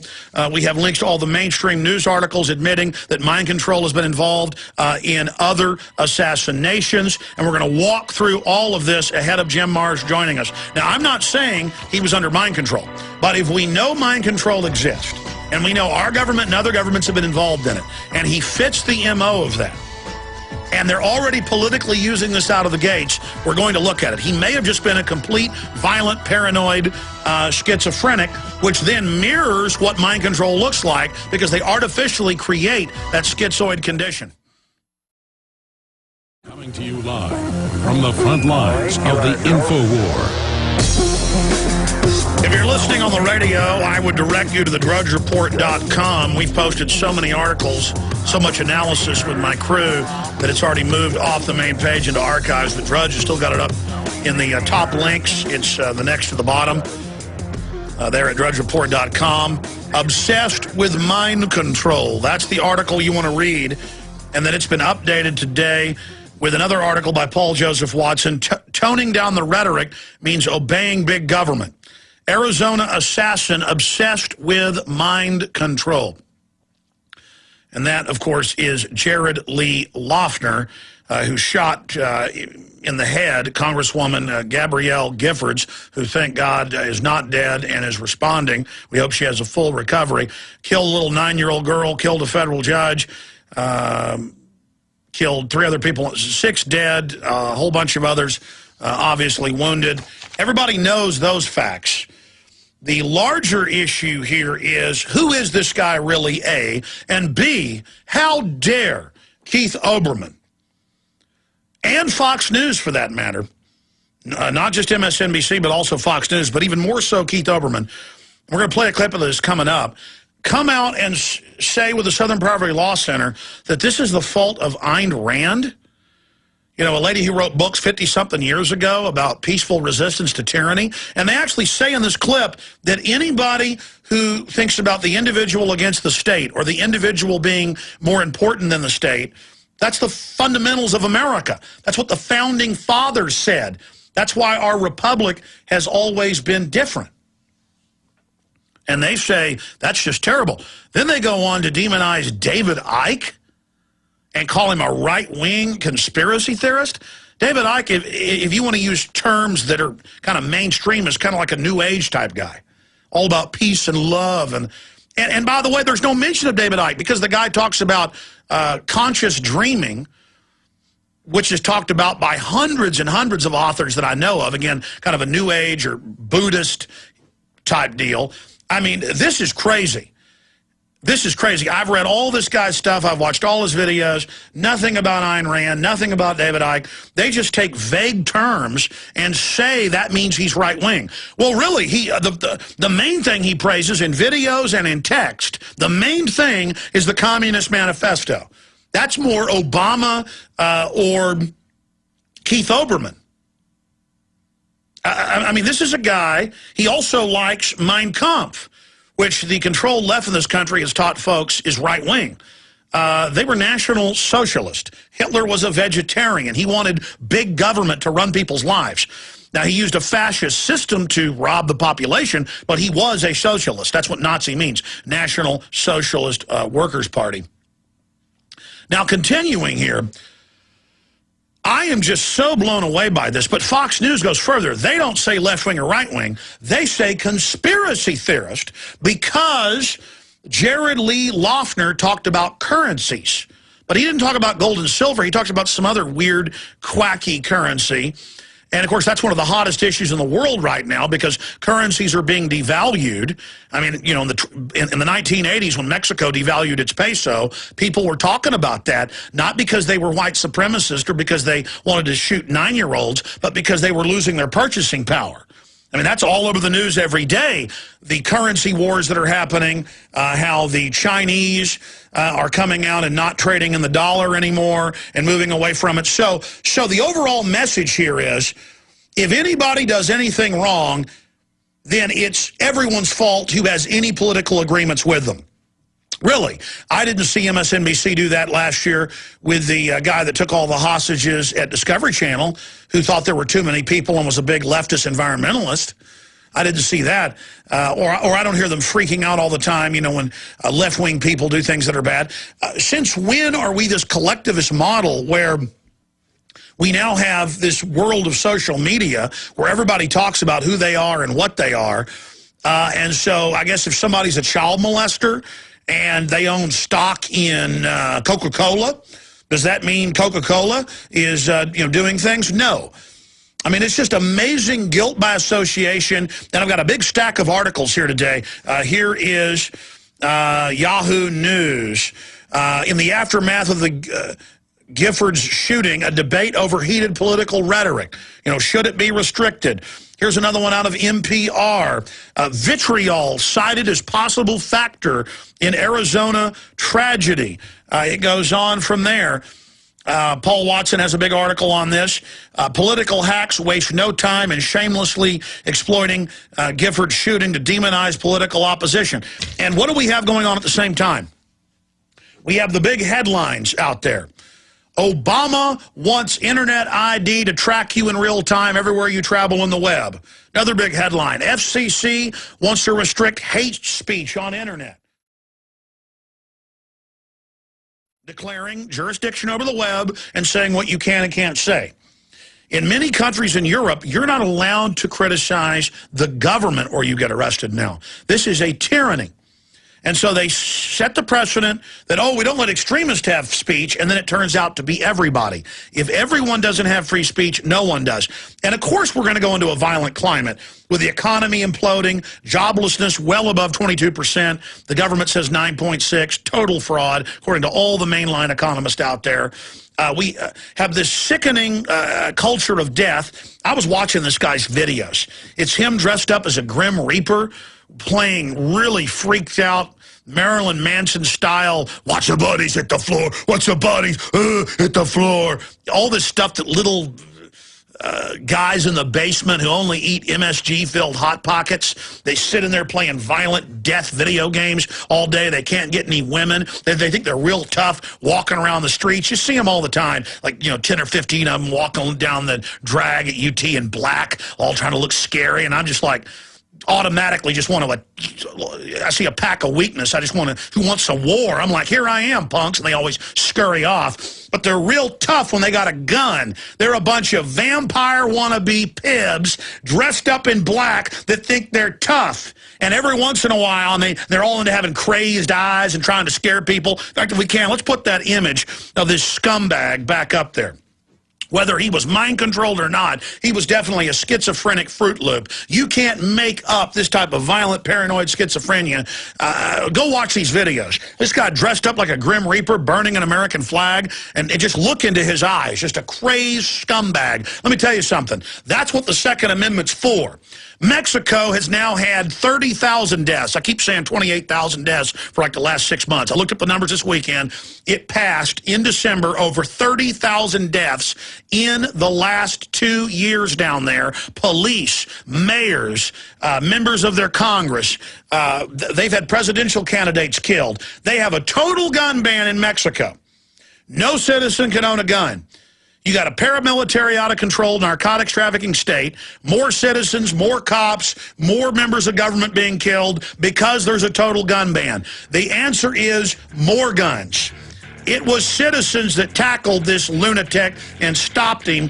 It was a woman that grabbed the clip away after he'd fired a bunch of rounds. It was men that then tackled him. Good job for them. There should have been a concealed carry person there to kill that guy.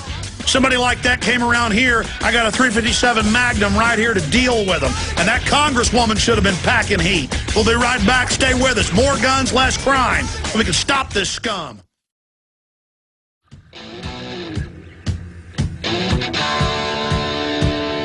Jared Lee Loughner fits the bill in photographs, looks like a complete psychopath. You watch his videos, into death, into darkness. If you had to look at his type, he's basically like an Eric Harris or a Klebold Columbine type who liked communists, who liked Nazis, who was an atheist. He was an atheist. He was into death. He made jokes constantly at college about loving abortion. It's always the same. The guy that shot up the Pentagon was into that. The Harris and Klebold were into that. And boy, if you research that, that had weird government fingerprints all over it. 240-something bombs brought into the building. That's CBS News. Half the school empty. Harris and Klebold made weird videos about attacking the school. Nothing was done. They had death education at the school. They were on Prozac-type drugs. It was confirmed in the Rocky Mountain newspaper that the SWAT team had at least shot some of the kids. Other witnesses said there were other shooters inside. That was said with this event. I mean, when you really study this stuff, it gets super creepy. And is this a mind control program, some type of mind control overlay, that they're always into black trench coats and things, and he's dressing up like the Grim Reaper, burning American flags, and he loves the Communist Manifesto? And then CNN, MSNBC. Here's Politico right here. I'll show folks watching on PrisonPlanet.tv a document cam shot. It says Loughner's ties to conspiracy theory. And it's just bizarre to see that. Then he also claims he was part of a secret government operation in Afghanistan. You see that with McVeigh, and then in court documents it turned out he was involved in secret Army operations after he got out. You see that with these other shooters. But it mirrors normal schizophrenia, normal paranoid, delusional schizophrenics. Because when the government gets you for an MK-Ultra type mind control operation, on record, this came out in the congressional hearings, we're going to cover it with an expert coming up in the next segment, they break your mind into compartments. And then you have a compulsion. If you want to see an accurate representation of it, see the movie The Manchurian Candidate, the new version with Denzel Washington, minus the microchips. They do admittedly have chips that can control the brain. I saw studies over 30 years ago in the 70s, done in the 70s, where they had remote control cockroaches, rats, monkeys, and now humans. Humans who are paralyzed have volunteered and had chips put in their brains and been able to get motor control. But it's just a very, very bizarre what's going on. But to see the media go into absolute overdrive with this and really call for restricting free speech, it is extremely creepy. Speaking of conspiracy theory, before I go further, in 2000, in 2005, over 90% of the scientists from two different federal agencies, the Food and Drug Administration, but also the Environmental Protection Agency, got together, and the heads of their unions sent giant signed letters, signed by thousands, to Congress and others saying sodium fluoride is causing brain damage, at least doubling cancer. Here's the mainline studies. It's causing dental fluorosis. Please take it out of the water. We get called kooks for that.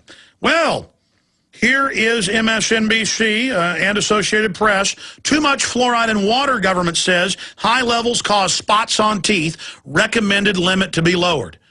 See, they know you're waking up and filtering it, so they're going, okay, we'll lower it. But it's being added to food now. It's being added to it's in the toothpaste, folks, and causing your teeth to fracture and causing dental fluorosis is only the tip of the iceberg. But again, we were kooks to talk about that for decades. Now it's admitted, and more is coming out. We were kooks to tell you that the regular flu shot, again, more than doubles your chances of getting next season's flu. That's mainline, hundreds of studies going back decades. Now that's admitted. British Medical Journal. 10-fold increase in seizures in children that take flu shots regularly. Now they're calling for it not to be given to people under 6. More and more of what we cover here. Just go back 5 years ago, you'd be a kook if you talked about the Federal Reserve. It was a buzzword. Now, 80+% wanted audited or abolished in Gallup polls, and we're very close to auditing it, and people know it's what really runs the country. So just like people didn't know about the Federal Reserve being private 5 years ago or fluoride being deadly 5 years ago, most people don't know mind control is certified, admitted, tens of billions have been spent on it. It's real, folks. It's not just in Hollywood movies. We're going to be covering that. But first, I want to play this sickening clip where they say Ayn Rand is bad. I mean, a best-selling author, dead for decades, a feminist, not liberal, not conservative. Now it's her fault. And then David Icke, former head of the Green Party in England, if you had to give him a mainstream label, a liberal New Ager, calls for total Zen Buddhist, nonviolence. And that's who the Southern Poverty Law Center blames for this. It is outrageous, outrageous. It's a 7-minute clip. It's up on Infowars.com. You can watch the whole thing. And they also claim if you're into precious metals, you're somehow a terrorist. Because the guy mumbled about currencies, which he wasn't even talking about silver and gold. I mean, this guy is crazy. Any way you slice it, whether it's happened naturally or it's artificial.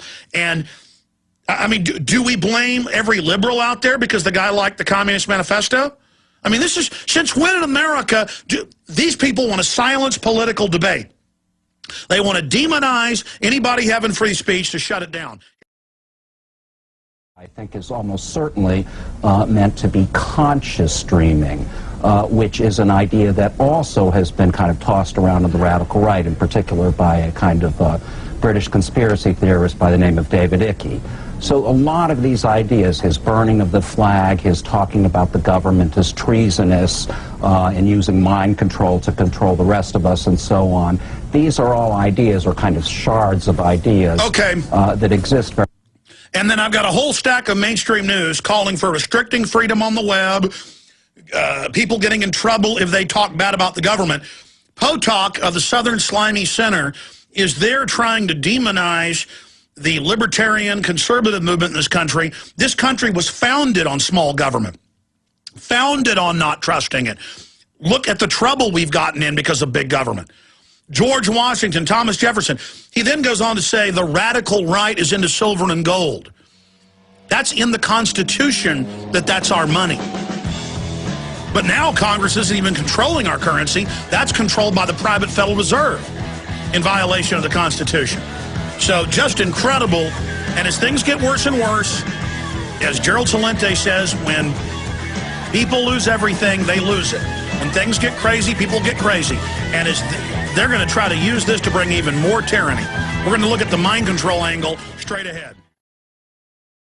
We're going to be looking next hour at Jared Lee Loughner.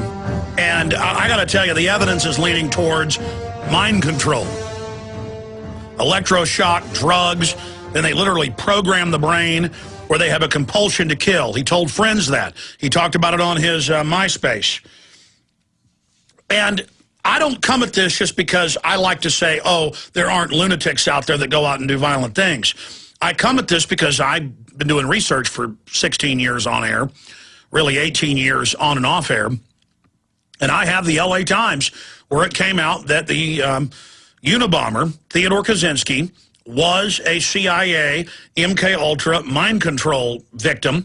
He volunteered for it, when he was at Princeton, and then disappeared for several years.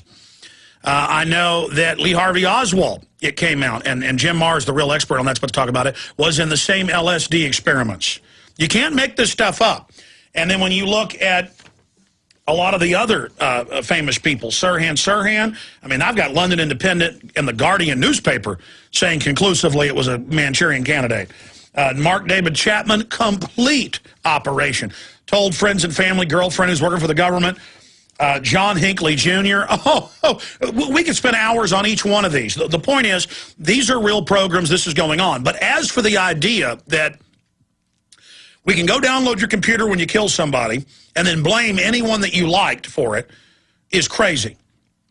And the media said there were WMDs in Iraq when they knew it wasn't true, and now over 1 million dead Iraqis, 6,000 dead U.S. troops. You know, there you can really point out where lies are leading to violence. But the government's doing politically destructive things. There is a move towards revolution in this country. I want to keep it peaceful. But right now, they have a reason to stage these false flags, to mail government buildings these firecracker bombs, as a way to start using this giant police state and the telescreens going in, the Walmarts and the surveillance and the TSA on the streets. That's what this is all about. So joining us at least 30 minutes, maybe even longer in the next hour, but he's on a deadline for a book he's writing, is Jim Marrs, a real expert on this area. And I'm an expert too, but he's a super expert on these Manchurian candidates. Jim Marrs is an American former newspaper journalist, New York Times best-selling author, who's a crime reporter for the 4-Star Telegram, and articles on a wide range of cover-ups. He wrote the book for Oliver Stone's film. It just goes on and on. He taught the first college course on the JFK assassination at the University of Texas at Arlington. He's a member of Scholars for 9/11 Truth. JimMarrs.com is his website. Jim, this is a quick segment. We're going to come back, but let's go through some of the history of MK Ultra over and over again. I've got to say, over 80% of the time, we end up proving that these guys were in government programs. They had a shooter years ago up in Fort Worth, 12 years ago, turned out was in a secret Navy mind control program. Remember the guy that went in the Baptist church? Yeah, that was the church shooting, yeah. Yeah, I mean, it just never ends. We're not the ones reporting this. We're just covering it. You've got the floor on the history of mind control. Well, this really goes back, again, to the Nazis. As you well know, since you've read and promoted my book, The Rise of the Fourth Reich. In fact, the judges at the Nuremberg war crime trials sentenced 7 German scientists to death for their part in human mind control experiments. Well, the CIA picked it up, and by 1954, the Artichoke program was underway as part of the CIA's technical services staff.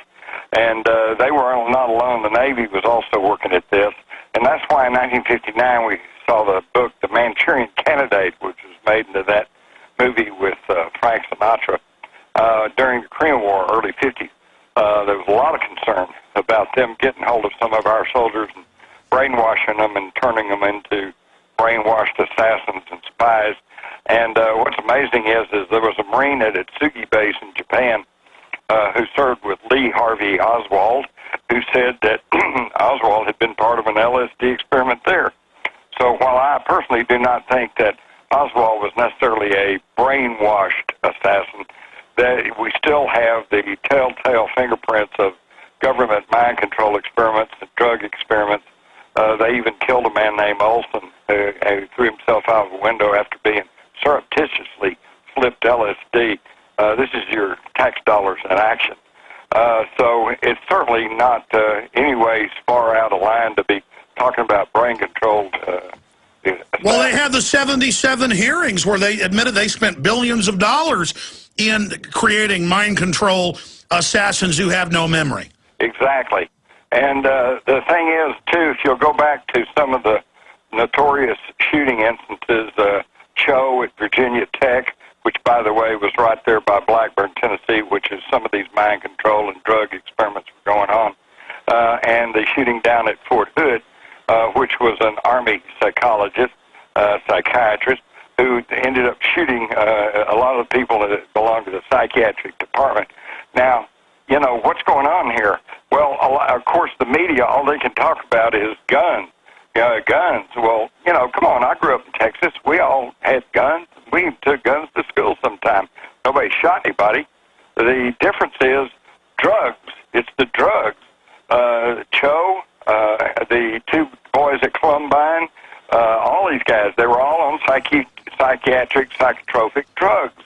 And when you get people on those types of drugs, you got all kinds of problems. And by the way, just to interrupt and back you up, in the 1980 trials of Prozac, they found a massive increase in psychotic breaks, people going into almost a dream state, and that their normal impulse control was no longer there. So if you got somebody who already leaning towards psychopathic behavior, then you get a woman drowning her 4 kids or chopping their arms off, or people going, and in almost every case, I can't even think of any, Kip Kinkle, Harris Klebold, the list, they're always on Prozac-type serotonin reuptake inhibitors, which also were developed for the government decades before as psychotropic mind control drugs. Please continue.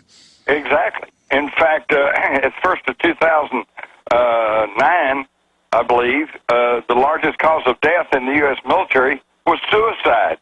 They even shut down Fort Campbell, Kentucky for a time because they were having such an outbreak of suicides, and all those people were given psychiatric drugs.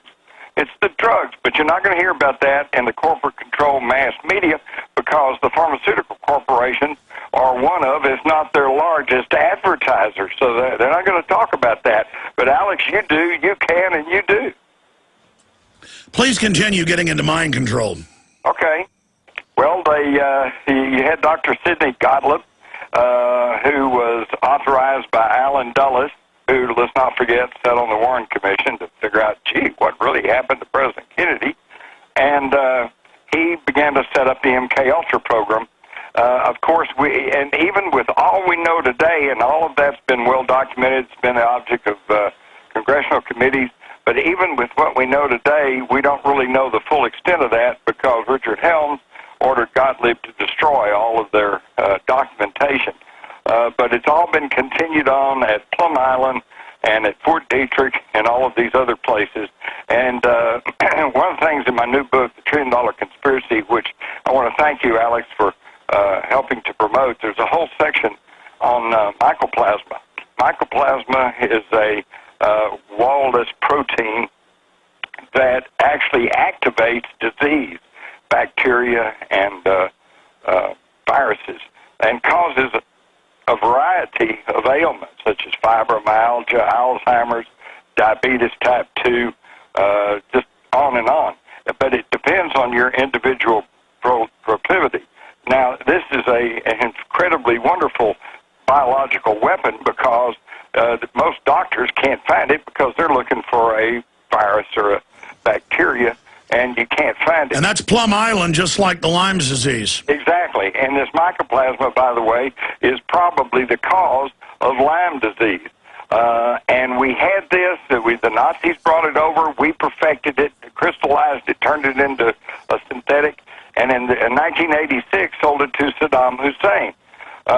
And then, of course... And that came out in congressional hearings. Yes. And then during the first Gulf War, he used it against the U.S. troops, who then carried this back over to the United States, and according to several doctors, this is now has spread throughout the United States population. And the government's got the treatment for it, but won't tell the troops because then they'd have to admit that it came from what our own government gave Saddam Hussein. That's even come out in congressional hearings. We're going to be back in 60 seconds. We're going to start the second hour. Some stations, 5-6 minutes, who carry the news. And I want to get into the history of mind control, Sirhan with RFK, so many others. Then we're going to look at Jared Lee Loughner, this demonic creature who killed all of these people and wounded so many others, and the media now saying restrict free speech in America because of this. Are we going to let them further destroy the republic because of their walking dead they got out there? We'll be right back. Stay with us. But I want to talk now with Jim Marrs. Here's the Reuters headline: shooting could tame tough political rhetoric. Protesters parade a altered photo of President Barack Obama spouting an Adolf Hitler-like mustache. A candidate for the Senate muses about gun remedies if election results don't go the right way. Members of Congress are spat on and taunted with racial epithets before casting votes for health care reform bill. Turned out that was a lie, by the way. Welcome to politics, American style. And then they go on and say, better restrict free speech. Don't put people on all this Prozac type stuff that they have to put on the insert can cause violent outburst or suicide. Don't lie about WMDs. Don't know. All of that can continue. Just shut us up. And here it is, CBS News. Obama eyeing Internet ID for Americans. That's the beginning of tracking and taxing everything. Jim Marrs. Yep. That seems to be the whole program. And, of course, the problem is it's always plausible deniability. So, for instance, at this point, we don't know whether Jared Lee Loughner, was truly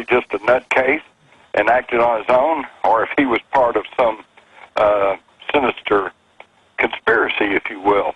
That'll all shake out, I guess, in the wash. But, of course, by the time we finally figure out which of those two choices it is, then they'll already be pushing full court for, more and more gun control, more and more Internet control, less and less free speech. In fact, you know what, Alex, would you agree with me on this? I think the answer to all this is the exact opposite of what they're saying. They're saying we need to restrict free speech, we need to curtail the Internet, we need to, in other words, sit down and shut up. And I say, no, it's the exact opposite. We need to reveal and lay everything out on the table. That's right, because the path the globalists, with their social engineering, is taking us on is the design collapse of society, and out of that chaos, they then bring total tyranny as their order, as their solution. The answer is, like so many shootings that have been stopped by somebody owning a gun, I guarantee you, I have a political rally, or I'm at an event, I got somebody there packing heat. You better believe it, quietly. The answer is more guns, not less. And it was people physically taking him down that stopped it. It took the cops 5 minutes to get there, which isn't bad, but still, he probably would have killed 100 people if somebody hadn't tackled him. And what if they'd have had a gun? They could have just blown his head off a lot quicker. That would put a stop to it right there. And the thing is, absolutely. Actually, that goes back years to when they first were having all these airline hijacking, and people were hijacking aircraft and saying, take me to Cuba. And even back then, I said, instead of shaking everybody down and putting in expensive X-ray machines, and of course, I had no idea at that time that they'd actually be making you strip down and fondling your genitals and all like that. I mean, even the Nazis didn't have the audacity to try that in a public place. But even back then, I said, why don't they just have a stewardess with a tray of little Saturday night specials, give them to everybody on the plane, and nobody would dare stand up and say, I'm taking over this plane. It's just the same And for thing. idiots that say it would depressurize the plane, you put what air marshals use, sheer safety slugs that won't shoot through a plane, but will liquefy somebody's insides. They have a lot of punch, but it's only right on impact. Yeah, you're not going to bring down the airplane with that. But then that's kind of pushing it to the extreme. But you're absolutely correct. If everyone, you think of the old West, okay, and of course you think of the gunfight at OK Stay there. Let's finish this talk on the other side, because Homeland Security is proposing everybody wear a bracelet with a taser in it. I'm not kidding. We'll be right back with Jim Marrs to finish up with that thought, and then we're going to get into more on mind control and more on this demon creature. We'll be right back. There are literally scores of news articles saying conspiracy theories must be banned. That means not believing the government. Scientists decades ago said they're mining the sodium fluoride out of rocks that have uranium in it. Don't drink the tap water. Now it's mainstream news in Texas that the state government with the feds covered it up for 2 decades. Source CBS News, Associated Press. Well, here it is. I guess I'm a conspiracy theorist. Vitriol cited as possible factor in Arizona tragedy. NPR. Here's an AP. In the aftermath of Giffords shooting, a debate over heated political rhetoric. Here's another one, Reuters. Shooting could tame tough political rhetoric. And it goes on and says, oh, somebody spit on congressmen who weren't for the health care bill. Turned out that was a hoax. The point is, nobody has prior restraint on me and my free speech. I'm free. And now we've got TSA putting their hands down our pants. And putting up telescreens in Walmarts and other stores saying spy on your neighbors. I mean, is every cornfield going to have security guards in it? I'm going to put on screen a Wired magazine article. 2 years ago, 3 years ago, we first found this video from Homeland Security. And Homeland Security had a meeting. They're proposing it. They were looking at it. People didn't believe it. Well, here's Wired magazine. Bad idea. The anti-hijacking safety bracelet is what it's called. It's a taser bracelet because it's funny. Jim Marrs, author, researcher, best-selling author, his latest book is The $1 Trillion Conspiracy, available at Infowars.com on the online video bookstore if you want to get it. And he said, next it's going to be like The Running Man with Schwarzenegger. That's actually a Stephen King book, made into the film under another name. A bracelet around our neck that tasered us. And during the break, I said, Jim, you haven't heard? They're actually proposing that we all wear taser bracelets. I mean, land of the free, home of the brave, a total police state in the name of safety. There's never enough cops. There's never enough. It was citizens that stopped this guy, a woman when he was putting a new clip in, that grabbed the gun away, and 2 men that tackled him. I'm surprised they didn't break his neck. Surprisingly, I guess it's a Democratic event while there wasn't any concealed carry. I guarantee you if that was a Republican public event, there'd have been a half dozen people right there who would have blown that guy away. The answer is more guns, not less. I mean, look at Chicago, look at New York. They have total gun bans in their city limits, and they have the highest crime rates in the country. A lot more home invasions. They don't invade your house 1/10 as much in Texas or Florida or Arizona, because you come in my house, I'm going to kill you. Jim Mars, your comment on this? Well, absolutely. Of course, Alex, you and I both, we're just good old Texas boys, you know. I mean, and I live out here in a kind of a rural area. Somebody comes on my property, they better be prepared to quickly announce themselves, say who they are and what their business is, because out in rural Texas, it's still totally legal to, if somebody's trespassing, you give them a warning, you can just take a pot shot at them. And we don't have any real problems out here. Our biggest crimes are burglaries, you know. They'll come and rob somebody's house when nobody's there. No, I don't recall anything here recently where anybody broke into some occupied house. They just don't do it. That's what happens when you disarm the population. Then the criminals know, well, they don't have anything really to worry about except your fist or a baseball bat. So they'll just do what they want to do. The police agencies are overtaxed. And as you said, even though the police response out in Arizona was actually pretty quick. I mean, I think they were on the scene like within 5 minutes. But still, 5 minutes, he could have killed 20, 30 more people in 5 minutes. No kidding. In a matter of minutes, he shot 18 people and killed 6. Thank God that woman. Did you see the video of the guy who ended up getting shot in Florida over his wife getting fired from the city? Oh, in the city council meeting? Yeah, and the school board lady hits him in the back of the head with her bag. Yeah. And he just stood there and looked at her like, what are you doing? Yeah, well, she should have been carrying a revolver in her purse and blown that guy away. And that would have been the end of it. That is the answer. Just shot him right in the back. Now, this is a short segment right now, but a longer segment's coming up. But, Jim, I want to get started on the mind control, because for people that don't know the history of this, we covered that Congress admits it, that he'd made videos about mind control. A lot of times people who are under mind control think that they're involved in mind control, or they're secretly working for the government on a secret mission. That's what he'd been telling friends. Now, again, the reason this is perfect is that just sounds like a schizophrenic. But in so many cases, it's turned out, in the case of Sirhan, if you just tuned in, folks, I have all the mainstream news articles linked in the article that Paul Joseph Watson wrote, Arizona Assassin Obsessed with Mind Control. It turns out that the L.A. police said something was going on, that it was the wrong caliber, that Sirhan hadn't fired as much. I mean, go over just the RFK assassination alone. Okay, well, of course, Thomas Noguchi, a world-class grade A #1 medical examiner, testified under oath in court that the shot that killed Robert Kennedy was fired into his right mastoid, which is the bone behind your right ear, at a range of no more than 3 inches. In other words, the gun barrel was within 3 inches of the rear of his right ear. Well, of course, Sirhan never got to within about 6 feet of him, and that was in front of him. Also, Sirhan had a gun that only contained 6 rounds, and yet they were pulling bullets out of the cabinets and the door frames, ceiling tiles, all of which disappeared mysteriously enough. And the acoustics only show less shots than were confirmed. I mean, more shots than what the government had claimed. Yeah. And this was the L.A. medical examiner saying it was a fraud. Right.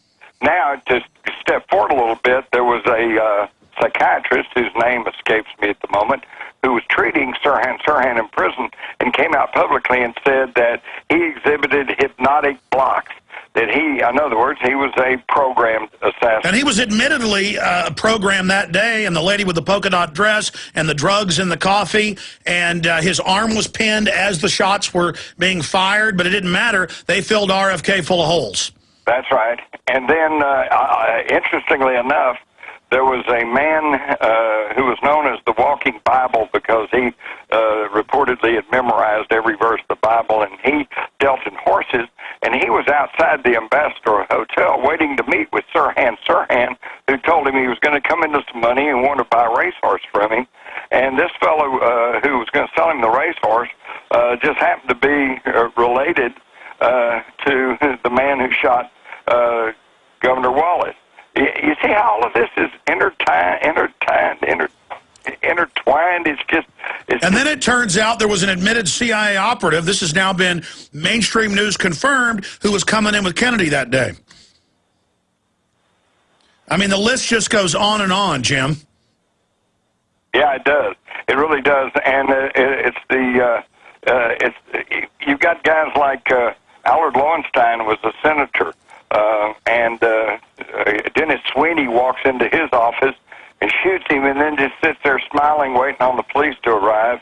And it turns out that Dennis Sweeney had been undergoing psychiatric treatment by Dr. Peter Bourne, who was Jimmy Carter's White House physician, who finally got dumped because he was writing bad drug scripts. And Peter Bourne and his father, Peter Bourne Sr., all operated the mental hospital on the island of Grenada, okay, which reportedly was where they were turning out these CIA brainwashed assassins. And yet when Maurice Bishop took over and became the leader on the island of Grenada, apparently they were fearful that he was kind of a left-leaning government, and so they apparently decided, he might blow the whistle on this hospital run by the Bourne. So what happened? We invaded the island of Grenada, ostensibly to rescue students. But interestingly enough, where all the troops landed was on the opposite side of the island from where the students were, but just happened to be on the side with the mental hospital, and the only real casualties were in the mental hospital on Grenada. Oops, got rid of another CIA brainwashing operation. And it's the same history with the shooting of Ronald Reagan, yep. The fatal shooting of course, John Lennon. I want to talk about that some with Jim Marrs on the other side. His new book is a New York Times bestseller. He's had many. It's The $1 Trillion Conspiracy. Powerful information available at Infowars.com. And we'll be right back with Jim Marrs on the other side to look at those areas that we were just covering. I've got some tidbits I want to add dealing with Tim McVeigh. Stay with us. All right, we're back live with Jim Marrs, journalist, best-selling author. He's going to stay with us a little bit in the next segment because he's got some really bombshell information dealing with what happened a month ago with that Chinese missile. He's even got an admission on CNN and how it ties together with that stalled cruise ship in the same area. That's coming up with Jim in the next segment. Now, Jim, obviously our hearts and prayers go out not everybody who was injured and killed and their families dealing with this guy, but on so many fronts, it just screams mind control. But he may just be a violent schizophrenic dressing up as the Grim Reaper, burning the American flag and praising the Communist Manifesto, which then the Southern Poverty Law Center, big defenders and stuff like that, says that he's a conservative. Last time I checked, it meant he was the opposite. But, I mean, regardless, they're really trying to use this as a political weapon. But I wanted to bring up Jolyon West. He was admittedly, in the MKUltra hearings, the #2 guy under Dr. Ewing Cameron, and you know who they are, but I want you to elaborate. But for those that don't know, Dr. Ewing Cameron was the head of the MKUltra program. He ran operations in Canada and the U.S. They've had History Channel specials with young girls. They'd get out of foster homes and erase their memories and give them new names for government service, and the months of LSD, years of audio piped in with psychological compulsions, sex slaves. I mean, this all came out. Jolyon West, a guy that worked with him, admitted mind control doctor, when McVeigh goes to Denver for the trial, then when he goes to Terre Haute, Indiana for the years he's there for execution, that's his doctor on record. I mean, in the newspaper. How dumb do they think we are, Jim Mars? Well, exactly. And to add some substance to what you just said was I once talked to Dr. Julian Murdoch, who was the doctor who was caring for Jack Ruby in the Dallas County Jail. And he said that towards the end of the summer of 1966, that he had examined Ruby and he was perfectly okay. He said then the next thing that happened was he showed up one day and they said, well, your services are no longer needed. A doctor had come down from Washington and is going to take care of Ruby, and that turned out to be Dr. Jolly West. Same guy. Same guy. And then a few months later, Ruby smuggles notes out of the Dallas County Jail and says they are injecting cancer into him. Then a month or two later, the news reports he's taken to Parkland Hospital with pneumonia, and then about a few weeks later they said, no, it's not pneumonia, it's lung cancer, and then just about a month later, he's dead. They said of lung cancer. Now, I had a fellow who attended my courses on the Kennedy assassination there at the University of Texas at Arlington, who worked for Southwest Medical School and operated their electron microscope. And he said that he was commissioned to study Ruby's cancer cells, and that they were not of the respiratory system, but of the intestinal system, the digestion system. And when he went to his boss and he said, look, the news is reporting that Ruby died of lung cancer, but these cells show that it was in his digestion system. His boss, who had been real friendly and had been real nice to him, just got real hard-nosed and cold and said, shut up, don't ever say anything about that again. Well, by the way, as you know, down in New Orleans, I was down there with Ventura investigating this. They were testing injectable cancer, and now we know most cancer is viral in nature, and there's been huge Pentagon programs for more than 50 years, the Rockefellers going back over 80, testing and developing transmittable cancer, and almost every sewer system in the world tests positive for communicable SV40, which has caused many of the rare cancers to become very common, which was added to the Dr. Salk polio vaccine. Right. And by the way, while Oswald was in New Orleans in the summer of 1963, he went to the office of the New Orleans district attorney and met with an assistant district attorney named Edward Gillen and asked him about LSD. He wanted to know, said he had a supplier and he wanted to take some LSD. He'd been experimenting with it and wanted to take it into Mexico and wanted to know if that was legal. So Lee Harvey Oswald apparently was also on the fringe of this mind control experiment that was going on with the CIA, the military. Well, it's been declassified that the military gave the LSD in masses in the 50s and 60s to the universities. Exactly. That's another thing that most people do not understand. We all know, or most of the people, especially older folks that grew up, know about Timothy Leary and the drug revelation of the 60s and the drug revolution on the campuses. But what nobody really knows, and has been not only documented but admitted to by the CIA, that there would have been no drug revolution of the 1960s except for the CIA that got a total monopoly on the quantity of LSD and then farmed it out to these universities for study to find out if they could make it as a truth serum or as a mind-controlled substance.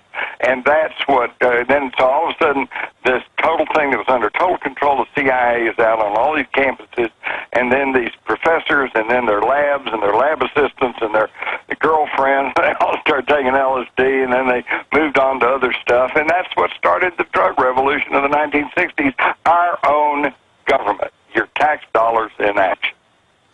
This just out, Pima County Sheriff sets off debate on price of free speech. They're now blaming free speech for this demonic, schizophrenic demon, whoever he was. And it turns out he'd been making all sorts of statements about how he was going to kill everybody for years at college, but nobody stopped him. Isn't it funny how they never stop him? Isn't it funny? But then, I tell you, or how these government operatives like Hal Turner could call for violence for years and not get in trouble. It says, heightened and vitriolic political rhetoric, how the government's destroying our country, is being blamed by some for the kind of violence that landed Arizona Representative Gabrielle Giffords in intensive care following a mass casualty shooting on Saturday. But others say a blame game is hardly appropriate or useful right now. Yeah, they're blaming libertarians, conservatives, people that want to audit the Fed. This guy had all sorts of ramblings. I mean, he also, of course, was an atheist. I mean, let's ban people being atheist. He also loved communism. I mean, I'm sick of it. He dressed up like a Grim Reaper. Are we going to ban Halloween costumes now? Yeah, you hit a real sore point with me, Alex, in that, they're always attacking people like you for simply raising questions and raising your voice and questioning what is the government doing, why are they doing this, who's behind all this, which to me falls under free speech. And yet the people who, for months or years, said, I'm going to kill somebody, let's go kill everybody, they seem to just slide on through. That, that's their free speech. Yeah, it's not free speech when you say, I'm going to go kill this person. Now it's a terroristic threat. Now it's a call to action. Listen to the sheriff. I think the vitriolic rhetoric that we hear today out from people in the radio business and some on TV business, he goes on to say that has not, because the United States of America that most of us grew up in. And I think it's time that we do soul searching, the sheriff said. Well, I'm going to say this. We can directly link real outbursts of violence to violence on television, desensitizing people. Also, the Prozac family of serotonin reuptake inhibitors. We'll get Jim's take on that. They get into this missile investigation he's been looking into. This is some incredible info. Stay with us. Thank you for joining us. The headline up on the Drudge Report has the scary photo of the scary freak. And then when you link through on the article, it is the Washington Post that's now gotten through the emails and letters and correspondence of his classmates. He was an atheist. He loved abortion. He loved communism. But now conservatives and libertarians and people that want to audit the Federal Reserve, we get blamed. In fact, here's a Raw Story article. They are flooding out of NPR, Raw Story, MSNBC so fast, it's making my head spin. Fox News is blaming conspiracy theories, though. The left is blaming Sarah Palin and Fox News, but Fox News isn't pointing out that the guy likes the Communist Manifesto. They're busy blaming conspiracy theorists. See, if you don't hear it from Fox News, it doesn't exist. I mean, I can hold up a government press release saying, okay, 1 part per million fluoride in your water is hurting you. They've now changed their story because the facts are in and they know it. And so they're just calling us conspiracy theorists over at Fox. Here's another one. Flashback. Conservatives mocked DHS report warning of anti-government violence.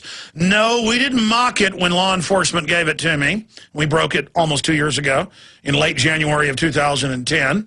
We didn't mock it, or almost a year ago. No, over a year ago. I need to be technical there. No, that was in early 2010. I forget now. The point is it was over a year ago then. Point is I got the MIAC and Homeland Security reports here and from law enforcement, and it said Ron Paul stickers on your car. I mean, Charlotte Iserby, former head of Department of Education policy, took this off her car, this Ron Paul license plate, because she was afraid. That's a political chilling effect. That's what the 9,000 telescreens going in malls and Walmarts telling you to spy on other patrons for Homeland Security is about. What's your take on that, Jim Mars? Well, first off, when I first moved out here to the country about 30 years ago, and I'd go into the little town, we'd make about 6 stops. We'd go to the grocery store and the clothing store and the feed store and the farm and ranch store and the pharmacy, and now they're all gone. All of those are gone. The mom and pop shops are all gone. We just have to go to Walmart. So I have more than my share of experience at Walmart, and I want to tell you the thought that some of those people that I have seen at Walmart are now being urged to look around and report me if I look funny or say something funny. Just horrifies me. Well, you do have a beard. You may be with Al-Qaeda. Yeah, that's right. That's right. You never know. And isn't that funny? This guy, Jared Lee Laughlin, and isn't that funny that the bad guys always have three names: Mark David Chapman, Lee Harvey Oswald, Jared Lee Laughlin. I don't know, and yet. But anyway, he's an atheist. He's pro-abortion, and he's pro-communist. Obviously he must be some kind of conspiracy theorist, right? I mean, where do they get this? How do they make these connections? Well, a conspiracy theorist is anybody who doubts anything the government says. Like when they say unemployment's 9.6, every economist I have on says over 22%. 60 Minutes did their own study and said 23%. I guess 60 Minutes are conspiracy theorists now. Well, wait. The greatest conspiracy theory I ever heard, and it's the worst one, is that 19 Muslim hijackers can simultaneously hijack 4 different airlines at different times, yet turn off their transponders all at the same time, and then unerringly guide them into prominent buildings. After subduing the plane, yeah. After subduing the plane, and all under the control of a Muslim cleric using a laptop computer in a cave in Afghanistan. Now, if that isn't the screwiest conspiracy theory I ever heard of, but hey, that's what we're expected to believe. It's incredible. Let me tell you something. All this fluff that's going on, this is just divide and conquer. This is just keep us stewed around so we don't pay attention to the collapsing economy or the fact that we're not even winning in our occupations of Iraq and Afghanistan, and that our kids are just being totally turned into dumbed-down zombies. It's just pablum for the zombies is all the world this is, and there's nobody that seems to be thinking we're all just being, pushed from pillar to post in reaction. We're just reacting to this, reacting to that. Why don't we all just get together and decide that we're all American and that we'll agree to disagree, but we won't do it disagreeably, and we'll just do what's necessary to go back and return to the Constitution, the Bill of Rights that made this country the great country that it is, and we'll all just get together, like we pull together like we did. Absolutely. Jim, I want you to get into your research on the missile. Recap what happened for those that forget and the new information that you've put together. Oh, well, this is really something. See, we're being distracted. And where we're being distracted from, the very real possibility that we're already in a shooting war with China. And it's funny, since you said that, Chinese generals are saying they're getting ready for war. They're moving away from the dollar. There's all these bizarre warlike statements coming out. They're our biggest debt owner. I mean, absolutely. I mean, let's get into it. Okay, all right. China now feels like they are in a war with us, and up until recently it's been an economic war. They hold most of our debt, okay? And what are we doing? We're printing more and more money. We're letting the Federal Reserve System, which is private banks, print more worthless money to cover the losses of the mortgage and banking collapse. And as they print more money, that makes our debts worth less and less and less, and China feels like this is an attack. In late August, we did naval exercises in the South China Sea. We were firing off missiles and cruising things around, and we were kind of like flexing our military muscles, all right, showing China, you better keep accepting our money because we are the world's greatest military empire. Well, on November the 8th, apparently, China slipped a submarine within 30 miles of Los Angeles and fired off one of their new type missiles that set off an EMP pulse. All right, and according to the Russians, and as reported by CNN, they said this was a test to see if their electromagnetic pulse weapon would work and would be effective in that locality, and to see what the response time would be of the U.S. military. And that was even on CNN. Wow. Yeah. Now, what happened on November, and this missile was about 6 p.m. on Monday, November the 8th. What happened also on Monday, November the 8th? The giant modern cruise ship Carnival Splendor went dead in the water. All the engines quit, all their power went off, and they couldn't get it back on. Apparently, victims of the EMP pulse. And how long did it take for the carrier Ronald Reagan and the rest of the rescue operation operations to get out to them. 11 hours. 11 hours. That means a Chinese submarine can slip up to our coast, fire off a missile, put MIRV warheads in it, drop nukes on about 20 different cities, and then they got 11 hours to escape. It's absolutely incredible. And then, just to show that apparently this is still ongoing, is that, as you may or may not know, on January the 2nd, people down at Padre Island said they saw a missile go off down there. And our military down there at the naval base and stuff said, no, we didn't fire anything off. And so what? Did they fire another missile? What happened down there? Everybody check, see if there was any reports of power outages down around Padre But going Island. back to this cruise ship, I looked at the Times as well. Right at the same time, that's when that cruise ship lost all its power. Right, and it's still in dry dock because they still hadn't figured out what caused everything to shut down. And then they spun it in the media and said, oh, it really wasn't a missile, it was a contrail, despite the fact that former head rocket engineers at NASA, former Joint Chiefs of Staff members, they all came out and said it was a Polaris-type submarine-launched missile. Exactly. Exactly. And Brigadier General Jim Cash, who is a former NORAD commander, says, in my opinion, there's no doubt that what was captured on video was a missile launch. So, look, this is our media. We're almost in a war, and they're telling us it's a contrail. This would be like... Oh, but you and the general are conspiracy theorists. Stay there. Let's do a few more minutes. The show's almost over, but I want to have you finish up on that point. Jim Mars, our guest. Ooh, better not say I'm in an info war against the lies. Better not say I'm leading an assault against the lies. I'm supposed to just lay down. Oh, but then the ADL can't say they're tackling hate or that they are, launching attacks on it. Give me a break. The globalists want to shut us up while offshore banks rob us blind. No amount of martyrs for the establishment, no amount of them funding lunatics or protecting them is going to put this back together again. I want a peaceful restoration of our republic. But we've been right about all this stuff. And now it's the London Guardian. It's everybody saying talk radio, Sarah Palin. They're blaming David Icke, of all people. They're blaming people that support gold as the currency, though the guy wasn't even talking about that. And so what if he had? How does that affect me being against the Federal Reserve devaluing our dollar?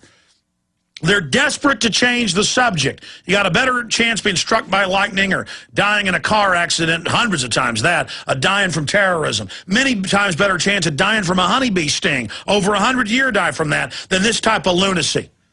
Okay? And it just shows you who the establishment are, that they want your free speech. And the FCC and others have said it.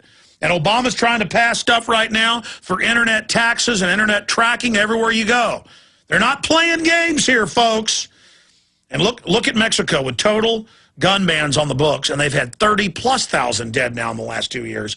A lot of them politicians and police. No free speech really to speak of. No Second Amendment. Much more dangerous. You will not take my guns. You will not take my free speech. Do you understand that, control-freak criminals that run this government? My founding fathers fought for my rights and my liberties, and I'm fighting for them right now, and you're not taking my free speech. Anybody that does is a tyrant. Now, you may say the people that stood up against Ceausescu or against Hitler were bad. Are all governments God? Does anybody have a right to say no? Jim Mars, your final take on all of this. Well, I would simply say, ask everybody that's listening, get out a little piece of paper and pencil and write down how many times the conspiracy theorists have been right. And then write down on another column, how many times has the government been caught in a lie? They've lied to us and been caught in it. And just see who's been telling you the truth, okay? And this whole thing about this missile that fired off the coast of California on November the 8th, I mean, obviously it's a missile. You could see the flame, you could see the spin of the cylinder of the missile. And now we've got several knowledgeable military officers, including Brigadier General Jim Cash, who say that was a missile launch. And yet your government, the people you're paying your tax money to, they tell you, oh, well, there's no real threat to America. And that was done right when Obama was meeting with the Chinese leader. Yeah. I mean, this was because our government had been running drills right off their coast. Well, and that was their way of flexing their muscles, showing, hey, we got weapons too. You can't cow us. And by the way, Russia and China have downgraded the dollar from AA to A+.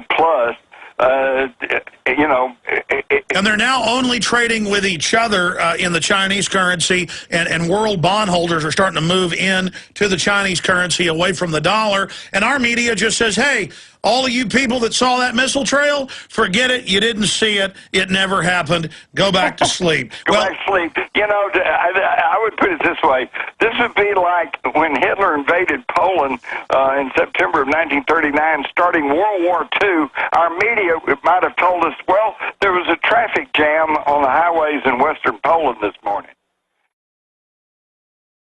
Come on, people. Wake up and start thinking for yourselves, and let's start shaking these zombies awake around here before before the only thing that is left to us is fighting back. And absolutely, we don't need to do that. Absolutely. We're trying to fix things peacefully, but every time we turn around or turn a rock over, government or private groups are trying to finance violence so they can shut down political debate. But as Kennedy said, those that make peaceful resistance and political action impossible, make violent revolution inevitable. I'm paraphrasing that. In fact, guys, pull up a Kennedy quote about those that make peaceful revolution impossible, make violent revolution inevitable. I forget the exact quote. I want to get it straight. That was the gist of it. Yeah, Jim, I want to thank you for coming on, a best-selling author of many books. Also, his new book available at Infowars.com, The $1 Trillion Conspiracy. Well, we'll talk to you again soon, my friend. Okay, thank you, Alex. Thank you for giving us the time tonight. I love Jim Mars. Folks all over the country and the world listen to Two Texans. He's up in DFW. I'm down here in the capital, Austin. Love talking to Jim. Love every once in a while meeting up with him and drinking a beer and smoking a cigar. Maybe that's why I don't ever meet up with Jim, because he drinks beer and smokes cigars, and then he's a bad influence on me. I'm just joking, folks. He is a great guy, an original-type journalist with the Fort Worth Star-Telegram on the crime beat, and best-selling author, researcher. They don't make them like that anymore. Jim Mars. Okay, I've got some serious things to talk about here in the last 5-6 minutes that we've got left. It is brazen and it is political corruption and political prostitution to take the deaths of these people and to hype it up, and within hours of this shooting say this is because of Sarah Palin putting crosshairs on the states they wanted to take back. That's classic political rhetoric, nothing to do with violence, and everybody knows it. And it's not fair to, just because the guy was a big liberal and pro-abortion and an atheist, to blame abortion lovers or atheists. But the facts are in from all his college friends. He was a dopehead commie, okay? It doesn't matter, though. They'll say he's George Washington by the time they're done. Why? Because the establishment hates anybody that'll actually save this republic, because we got a bunch of crooks stealing this country blind. The private Federal Reserve won't tell the Congress where the trillions have gone. But I want to put him back up on screen. This is the Phoenix Times. Jared, alleged shooter in Gabrielle Giffords' attack, described by classmates as left-wing pothead. And I've watched all his videos. I've read what this lunatic had to say. And if he had mind control, he is a chip off the old block. But let's not let people like this guy, let's not let this individual be used to destroy our Bill of Rights, our Constitution, our hard-won free speech. This country's in a lot of trouble. It's getting crazier and crazier, and things are going to get a lot worse. In 1989, Ceausescu had killed hundreds of thousands of his people. He was enslaving them. His secret police raped, robbed, and killed whoever they wanted. And they had a rally at which he was running it, and the police started beating up a few people at it, and the crowd started fighting back, and he told them, sit down and put up with it. And in a few hours, they'd taken the government building over, and a few hours later, they'd had a trial for this admitted mass murderer, and he was put to death. Now, was it wrong for them to put this Marxist mass murderer to death? Our government would say yes. Was it wrong for Operation Valkyrie for Germans in the military to try to kill Adolf Hitler? Our government would say yes. Government is to be worshipped. There is no bad government. Lenin is good. Stalin is good. Hitler is good. Mao Zedong, who killed 65 to 80-plus million. Chinese government says 80-plus million. That supposedly you got to put up with and love. Okay, we'll fast forward to the takeover. So there are the people just storming things and taking over. Now, if we just had a dictator in this country, revolution like this could be the way to go. The problem is Obama's a puppet, Bush is a puppet, all these people are puppets. All these members of Congress, some are good, some are bad, most just aren't informed. This lady was pretty good, pro-Second Amendment, pro-national sovereignty, wanted to control our border. This white supremacist, it looks like, killed her because he was a left-wing Nazi, Marxist. That's why he said he loved Mein Kampf, he loved communism, he loved abortions, he loved death, he loved stuff he thought was powerful and cool. He loved making scary faces and taking photographs. He loved trying to scare girls. He was a punk. We've all seen him. He didn't get his hind end kicked when he was doing this stuff in high school. So this is a culture of death with a bunch of nerds who want to go out and use guns to kill us. Just like Harrison Kleinbold and the guy that shot up the Pentagon. Over and over again, it's the same MO. Whether they're organically growing them like this or not, or whether it's mind control, it's the same thing. He even looks like Harrison Kleinbold. Those two looked alike. He looks alike. I mean, you want to profile somebody, it's trench coat wearing, pibs, and I'm not saying everybody who likes to wear black's evil, but, you know, they think it's powerful, they think it's tough. They think it's real cool. Okay, I'll tell you what's tough. It's going on a 25-mile hike with a heavy pack. That's what's tough. What's tough is taking care of your family. What's tough is saving people out of a burning building as a firefighter. Tough is not dressed up like Count Dracula running around trying to scare people. Okay? Any Count Draculas come around here, I'm going to defend myself. We need guns to protect ourselves from abortion-loving atheists like this guy. And the fact that the abortion-loving, eugenicist, liberal media is trying to blame people like me makes me sick. Okay, we got to take our whole government back. This country's in trouble because we, the people, haven't taken it back peacefully.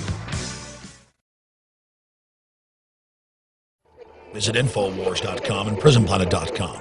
When you're on the sites, you can also tune in 24 hours a day to my daily radio broadcast. There's also a free iPhone app to listen to the syndicated radio show when and where you want.